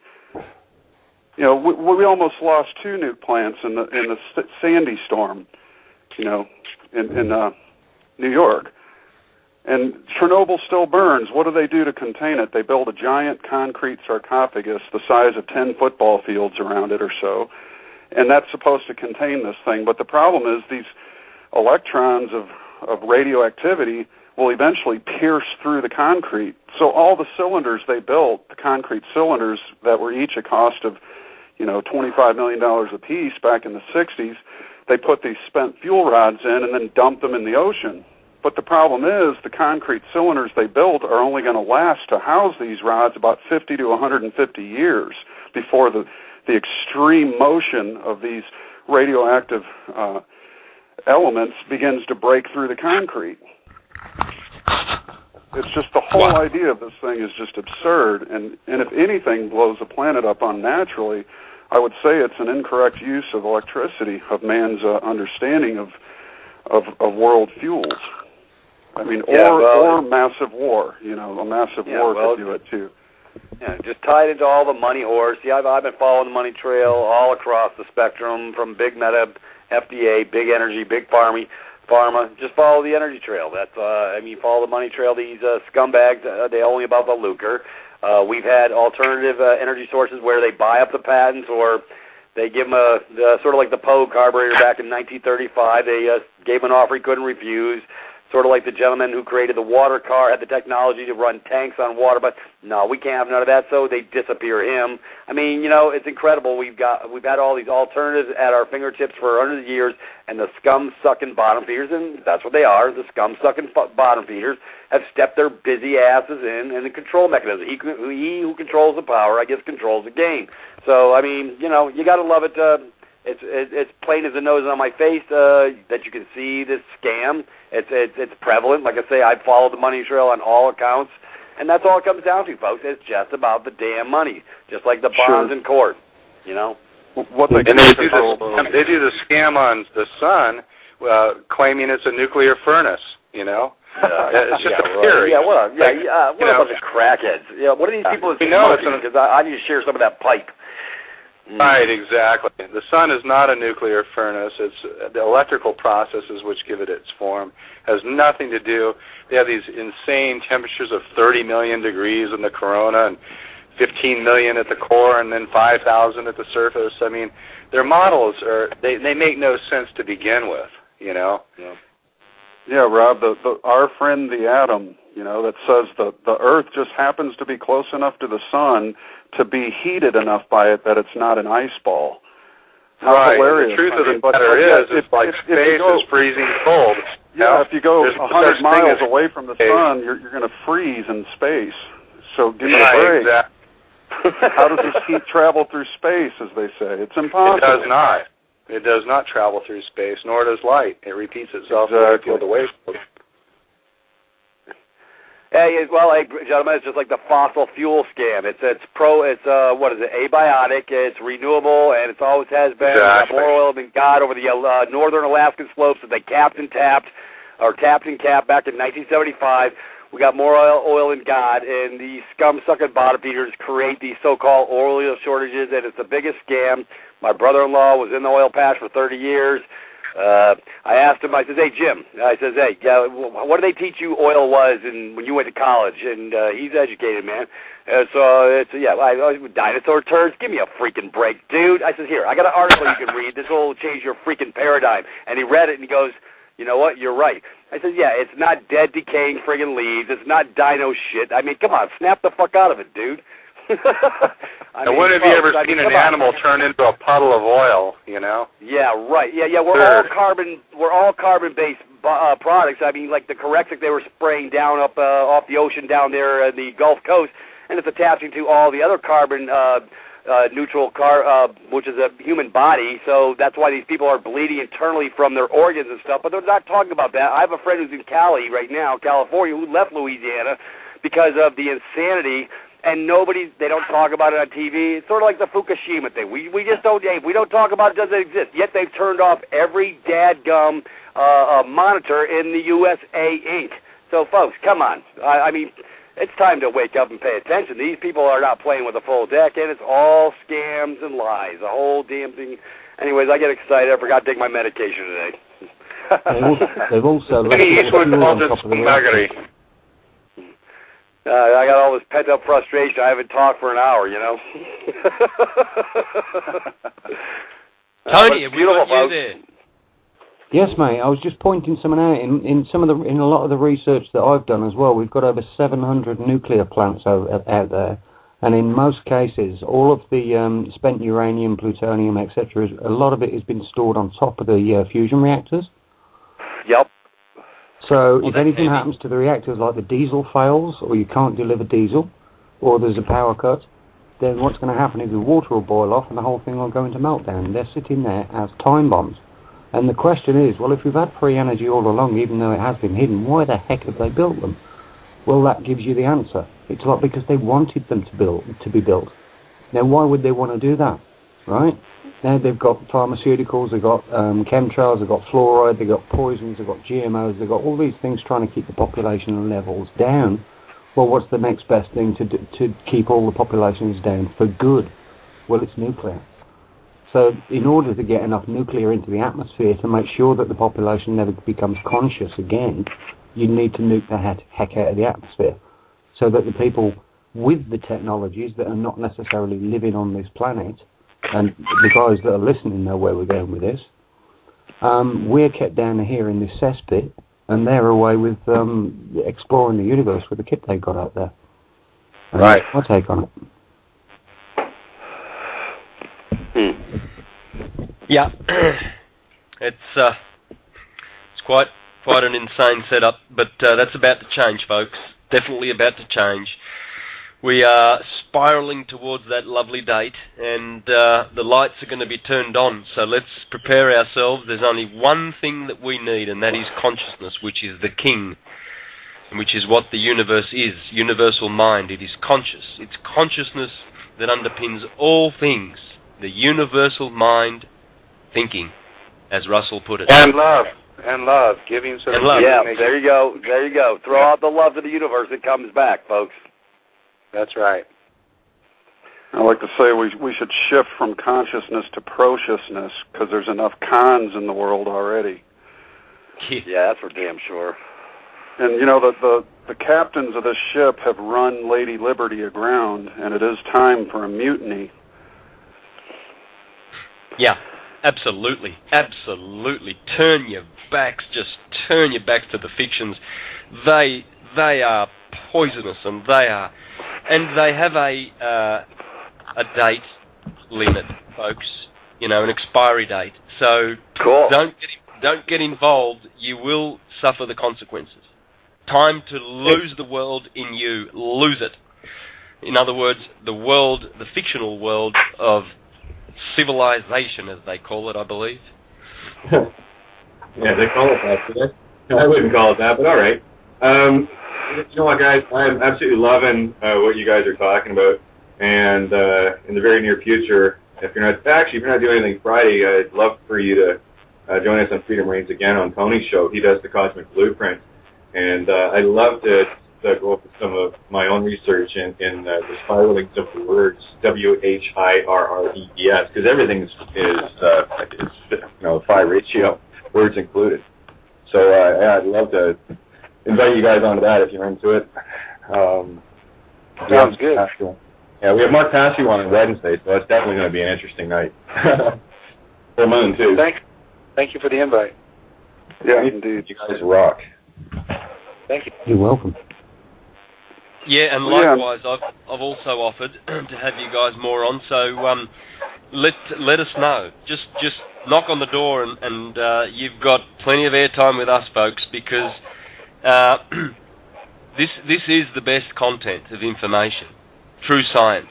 Science comes from knowledge and to know, and we need to be delivered from this world of opinions and thinking and oh, look, I've got an opinion. It's important. An educated guess. Yeah. Right? That's what theory is. You got to feel it. Can I tell you guys what the word love means? Beautiful word. The Russellian science is giving so that giving may give again.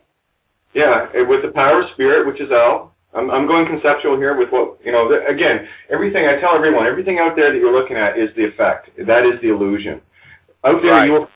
You will find clues only. The answers you will find within. Now, how close are you paying attention to the syncretism of all things?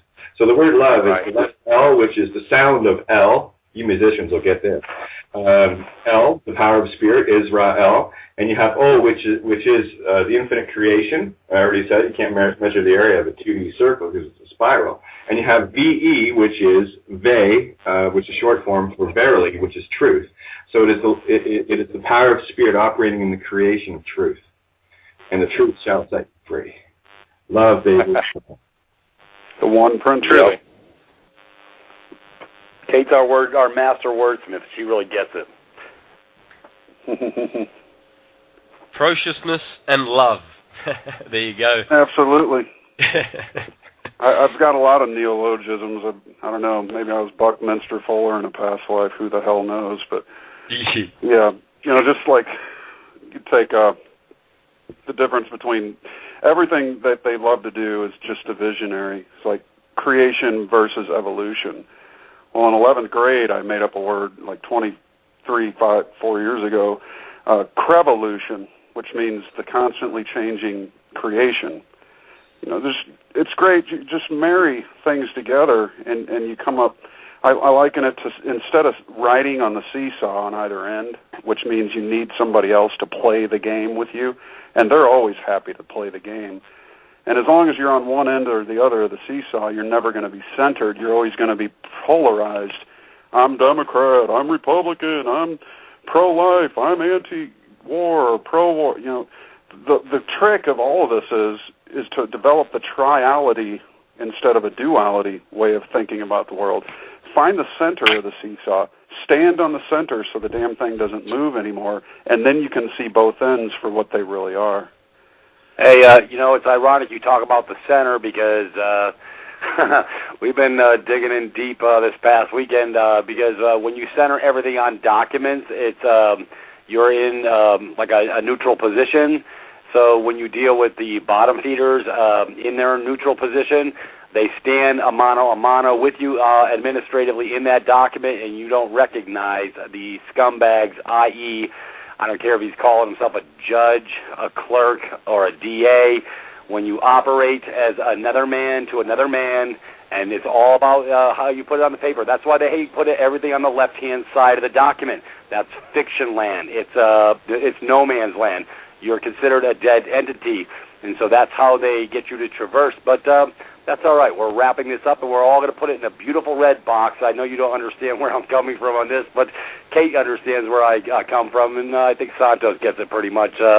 But we've uncovered a plethora of beautiful stuff that we're going to bring them a mano to our world on another footing where they have no recourse. It's sort of a beautiful thing. So this is where I live. I'm on a different page.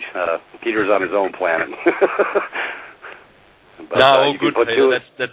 That's very encouraging to hear that, because we've been boggled down in paperwork, bureaucratic bullshit paperwork by these morons and buffoons called judges and attorneys and lawyers, and they love it because they stand to profit. And what you've uncovered has busted them forever. And they will have to go and get a decent. They will have to go and get a decent job from now on, where they can really contribute. Yep, that's the objective of what I'm bringing forward here very, very soon. And I'm going to the mat, and I'm hoping within the next 7 to 14 days I will have a formatted process for anybody to operate in their private capacity as a man against the other schmucks as a man. And you get to create your own orders as a man, because a man is the king of his own castle, and he doesn't ask for permission, he gives orders. And Kate knows where I'm coming from. Like I say, we've uncovered a plethora of beautiful information, and my goodness, it's within their system, and it's all about that stupid-ass red box. They never expected us to find this, and we uncovered it right in their insurance scam, because it's one big insurance scam. It's one big LLC. And if it's true that the FDIC and the other parties in the game are all flying without a net, i.e. they have no insurance, they are default, they're sitting naked, we're really going to have some fun now, because they're all standing in their full unlimited commercial liability on a whole different level. So now we get to really have some fun, and that's what we're fixing to have. So, folks, it's stand fast, and maybe on Monday I can peel back the curtain to the next layer, because it's time to go to the mat and bust the scumbags where they live. I'm doing it in love and honor. It's all good. They don't have any love and honor, but I'm going to bring them forward in love and honor, because they're not going to get away with the bullshit anymore. Anyways, I have a couple of callers here. I'm not sure if they wanted to ask questions or whatever. I just want to make sure things are flying here. Did you want me to check and see? Yeah. Okay, you guys go ahead. I'll screen them. All right. But, it's been tricks for kids, gentlemen, for our entire lives. We've been duped on so many different levels. We never thought to look beyond the pale. So everything comes from within. That when you look to within, then you can operate without. These people, they've always put the onus on us, and now it's changed. Yeah, folks, one of the most important things that you can get from the show today, and both Robert and Matt have been very good in helping us here, is that if we go to the still center in our hearts, there is a stillness there where all things exist. And the controllers would just love to pull us away from that center and to live in the dualistic world. Be a Republican, be a Democratic. What about the third option, the neutral option of just being completely out of that dualism and find the center? Hey, Santos, Walter Russell, he used to say that he'd take these walks in nature, and that's where he would do it. And I have to say it's the same for me. If I go out and do walks in the morning, and I'm by myself and I'm not talking to anybody, that's when I find that center the easiest. So I would encourage people to get out and walk in the morning, or whenever you can, just get out in nature and walk, and forget about everything and just tune into yourself, into that the conscious mind of the Creator that dwells within you. Absolutely. Yeah, that's my meditation. When people write to me and say, "What do you do, Santos, for meditation?" Well, I just say, well, look, take your shoes off, find a dirt track, go up the hill, and just love nature. And you watch what happens. I come back down every day from the hill out the back of my house. I come back down with my little doggy, and I've got about 10 epiphanies. I've got 10 notes, and that's how my presentations are made. Yeah. Yeah, it's Russell true. Said, why you? Hey, brother, when you with the earth, you go to ground. When you go barefoot and walking on that earth, everybody forgot to do that. They forgot to get back to ground. When you come back to ground, that's where you find yourself. Yeah, get rid of those rubber soles. Get rid of those Nike, that rubbish that we're wearing. You don't need anything on your feet. Yep. How Russell also said too that. I think he was being a little facetious here, but that nature was a jealous God. She'll only speak to you when you're alone with her. And that's one of the things that you really have to consider, that all the great men who are truly inspired geniuses had a very strong connection with nature. And that's a theme, that common thread that runs. Yep. Yeah, beautiful. And yeah, I'm so lucky. I've got the most beautiful area in Melbourne on the outskirts, on the Dandenong mountain range, and so I just take my shoes off, grab my beautiful little dog, and take an hour walk every day. And I walk on some of the roughest terrain. There's stones and gravel, but what it does is it stimulates all those centers, those nerve centers that are on the foot.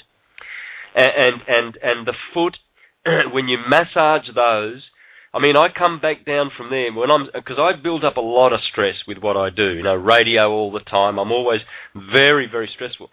But when I come back down from the mountain, there's no stress, absolutely no stress. So I've got to do it. I can't afford not to. So, folks, if you're listening, get out in nature and love her, and you will lift the veil.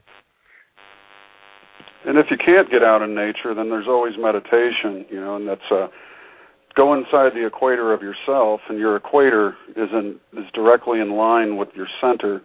Your 7 chakras are manifestations, major energy centers of this emission of the equator. The heat of the greatest heat in your body is in the dead center of your equator.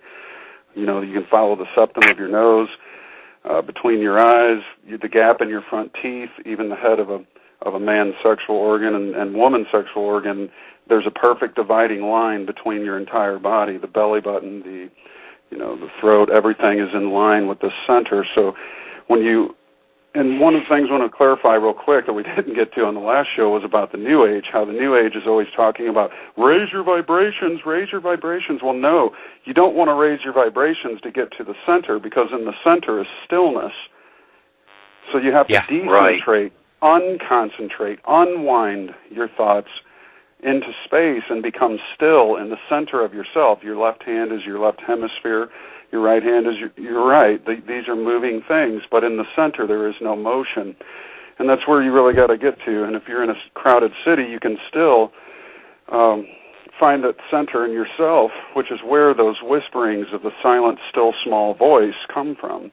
That's where the greatest inspirations come from, or within that center of yourself. Yep. Beautiful. Music to my ears. Kate, did you get those callers? Because we've got about 6 minutes. Yeah, we're no luck there. Just all listeners. What you guys have just said about the music there and the stillness. That's one of the reasons why you have musicians that are in this movement to the degree that we are, and it's because we have spent countless hours being at one with our instruments in the stillness of ourself, and that's where the creative right energy juices flow, in that beautiful stillness. That it is absolutely liquid meditation. That's I had a profound visionary experience just yesterday. I was reading an excerpt of Walter's, a book about Walter and Leo called Remembered for Love, and in it said in the year 1945, I believe it was, or 46, Walter was in the Reno, Nevada area, and he was in the Sierras, or the mountains around there, and he was in ecstasy around his birthday, as he always would be, and he heard God's Grand Symphony. And in 2007, I took a trip to New Mexico with a shaman friend of mine, and did a heroic dose of psilocybin. And in that experience, I heard what I can only call the music of the spheres, or the Grand Universal Symphony. I can still hear it today. It's never left. And really, the music of the spheres is something to behold. It's just continuous. And so I was under the attempt to try to, I charged myself with trying to reproduce this sound, and I realized the futility to that, because if I had every insect that made noise, every animal, every human that could sing, and every musician that could play, all sounding their instruments at one time, it wouldn't even begin to touch the sound that I could hear. But it's funny, because in those still places, as you said, that's where the musician has the flash of inspiration, or the artist, or the poet, or the writer. They have that flash of inspiration, and then they bring out from in their center and build a body and concentrate on that flash in their mind until it becomes complete enough, no longer nebulous, but complete enough to be able to build a body for it. So all of Santos's work is first his idea. All of the work that you gentlemen have done was a flash that you built bodies for. And that's the difference between a man of genius and a man of mediocrity, is the genius actually acts on his thoughts to balance his actions. And this is living with purpose. And very, very many people on this planet live without purpose. And I think it's because they are, put it this way, there is a conspiracy to keep people in a body-dwelling state. Everywhere you go, I mean, sometimes Robert and I would be searching for pictures. He'd go, okay, we need a picture of an atom, and I'd look up pictures of atoms, and there's 6 or 8 pictures of Playboy models around the pictures of atoms. It's like, do they do that on purpose, just to get people off of what they're trying to? It's so easy. It's divert the energy, divert the mind. You get control of the body. You keep it stimulated with distractions that are, I call it materialistic externalism. It's living an external life where the ego defines you as opposed to the soul. And all these people that have this symptom are so obvious to point out. I can barely tolerate to be around any of them. But it's just one of those things you got to pick up on and be aware of, and it's so important to go within. That's where it all is. It's where the whole universe is contained within you. Yeah, and until such time as you do that, you will always be looking through those glossy magazines and wishing you were Brad Pitt and Angelina Jolie, and you had your Rolex watches and all of those good things that they've got. Well, all of those good things are already owned, folks. They're owned by universal mind thinking. You cannot own these so-called molecules that appear before your eyes. You can just use them as they as they appear before you temporarily, and then you have to let them go. So you're going to be forced to do it anyway, whether you agree, whether you want to, whether you have will or intent towards this. One day you'll just be forced to see it that way. Hey, Santo, we're in the last minute here. I just want to I want to thank everyone for tuning in. We can keep this going, no problem, past the hour. It's not a problem. I just want to thank everyone for tuning in to Freedom Reigns Blog Talk Radio. You can get to freedomreigns.us website at freedomreigns.us. Don't forget that you can become a member of the page. We have a YouTube channel as well. All the connections are there, as is the way with Syncretism. What are the odds? So while we're on there, I do want to thank you, Sandra. What a beautiful show, and Mark and Rob and Peter and Tony. Oh my God, this is one to put in the annals of history. It's beautiful. So anyway, I just want to say that so we can carry on past the hour for people who want to download it afterwards. So I'm done. Yeah, and I'd like to remind folks that we can probably have Matt and Robert back anytime. They can just pop in on the show, and we'll give them plenty of airtime, that's for sure. But folks, if you want to do another 5 or 10 minutes, we can just continue on if you want to finish off some thoughts, and then we'll let you go, guys, because no doubt you're busy. Sounds like a winner. Yeah. Sounds good. So last minute thoughts or anything that you would like to just get out, because this is being recorded, so it'll be part of the show as the recorded part. Sure. Robert, you want to say anything? No, I think we pretty much said it all we need to say for today. Right. Yep. One of the things that I wanted to mention, guys, is one of the possible situations that we're taking that we may not be considering here is a lot of the research that I've sort of like picked up on people like Professor Jonathan Searle, Tesla, and many others have come up with free energy systems a long time ago. I've done a lot of research into the pyramids and how they generated electricity from natural vibrations or harmonics and all sorts of other things. So the reality basically here is that not only have we got free energy, it's also encoded into the Masonic structure inside the Masonic temples and Masonic secrets. The information's been hidden in the Vatican about free energy and all this for a very long time. So consequently, it leads you to the obvious conclusion that obviously what's actually happened, we've got a situation here where Timothy Good and many other people I've listed in the book that I wrote, which is available free, but the point being is what the research points to is that we've always had free energy, it's just the fact that it's been hidden. And so if that's the case, and we're putting nuclear power plants all over the world, as I said, pointed out, over 700, with this nuclear crap sitting on top of the reactors, and they know how dangerous it is. So it sort of makes absolutely obvious sense when you look at it on this level. Do you understand where I'm coming from?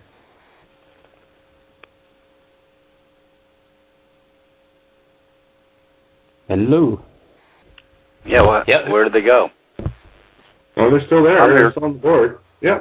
Okay. Are you saying that what I gather from that statement is that they're going to deliberately blow the world up? Well, no, what I'm saying is, no, that's not what I'm saying. It's not about blowing the world up. Have you looked at the positions on the planets where they've placed them? I mean, the New Madrid fault line has got 18 along the New Madrid fault. That's just one. Fukushima was on, the totally open area where it could be taken out by a tidal wave. Which idiot would build that there?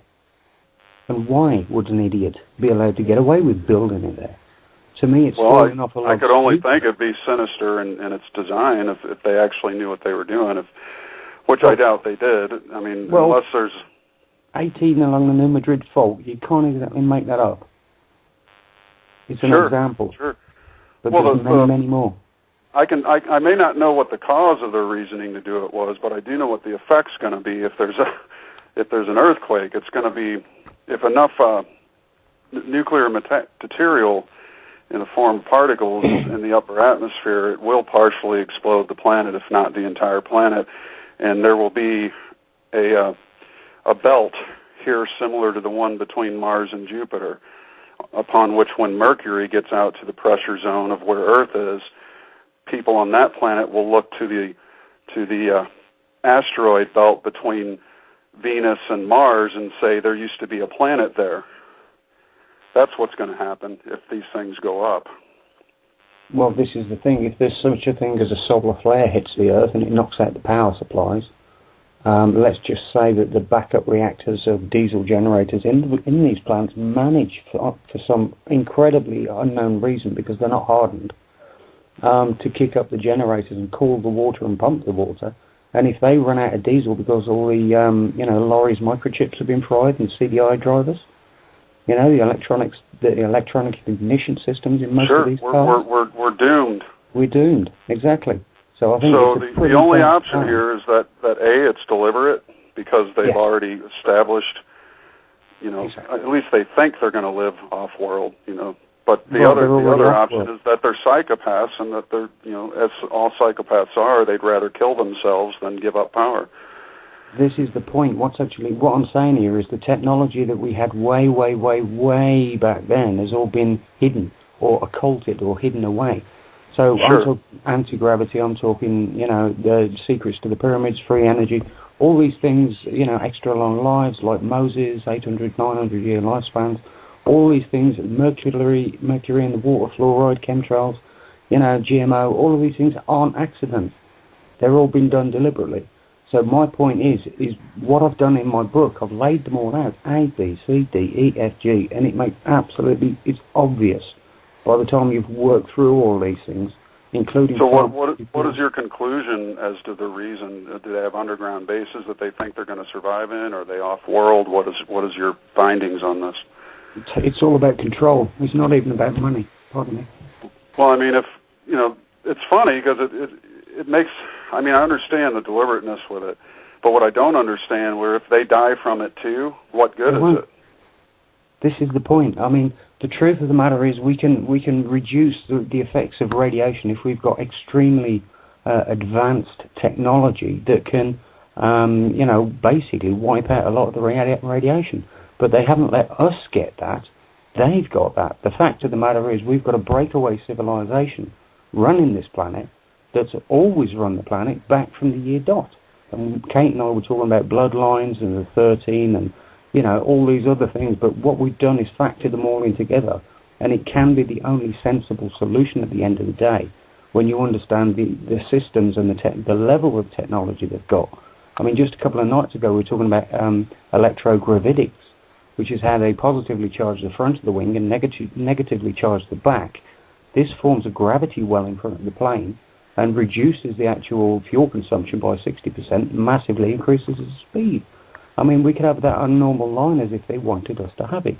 We could have free energy if they wanted us to have it. We could have 900-year lifespans if they wanted us to have it. This is the point. They don't want us to have it. So the next question is, well, who doesn't and why? And that's the most sensible conclusion that you can get to. We've been conned, and we've been conned into what we call a construct.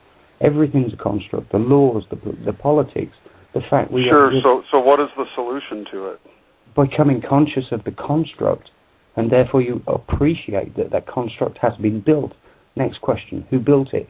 Well, they are the guys that built it. Right, next question, who are they? Where did they come from? And why have they built it? And this just naturally leads you through A, B, C, D, E, F, G to the conclusion we have a breakaway civilization that wants to control the human race through microchips, RFID chips, poisons, pharmaceuticals, and every other goddamn thing you can think of. Right, I understand. So the next logical step for us as a species who are on the other side of this coin and the unbroken away from such civilization is for us to break away from that which broke away. Well, no, it's for us to realize the magnitude of the construct and then not put up with it anymore. Because we've been acquiescing our free will to these people for thousands and thousands and thousands of years. Time is now for us to wake up to the reality of what it is they've done, how massive it actually is, and how far-reaching it is, and become aware of it. You're giving them an awful lot of power. They've already got it. I'm not trying to say anything negative towards your point of view, but what I really think is if you look at the history of the world, we've had approximately 21 civilizations on this planet, and they all suffer from one unique symptom. They've all fallen. Yeah. And why do they fall?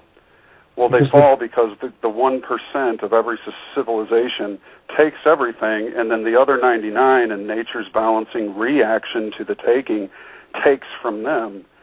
So 21 times they've lost their civilization. Now the racehorse has a new pair of high-tech horseshoes, but I'm not going to bet on this racehorse for the same reason that you shouldn't. You should look at history and know that 21 times they bungled their chance to take over the world by trying to take from the world. They're violating universal law, and to the degree that you violate universal laws, to the degree you will be broken by it. It is not play favorites.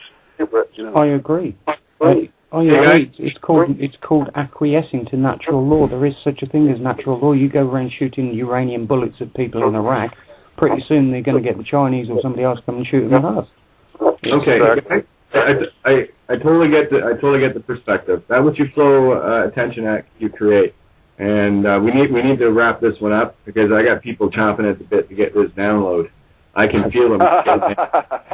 Cheers, guys. All right. I appreciate where you're going with that. I've been there in those thought processes, and I have a lot of respect for it and understanding for it. So hats off to you. But nice walk around there.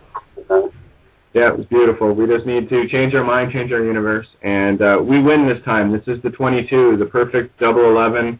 That's why we're here. We came here to see this final victory, and we already have the game, and we know it this time. It's beautiful. Yeah, thanks, guys. Thanks for joining very much, and great show. And let's look forward to doing it again real soon, hopefully. I really do hope that you can join us again, Matt and Robert. Just beautiful. Thanks, everyone. Yeah. Yes, thanks, guys. And if you want to, excuse me, send or Santos got your Skype contacts. Love to get you guys in the contact and keep you in some of the really fun and wonderful loops that we're in that are syncretism beyond syncretism. It's beautiful. But I want to say thanks. Great show, you guys. All of you, just amazing. Take care. Till next time. Thank you. Cheers. Bye.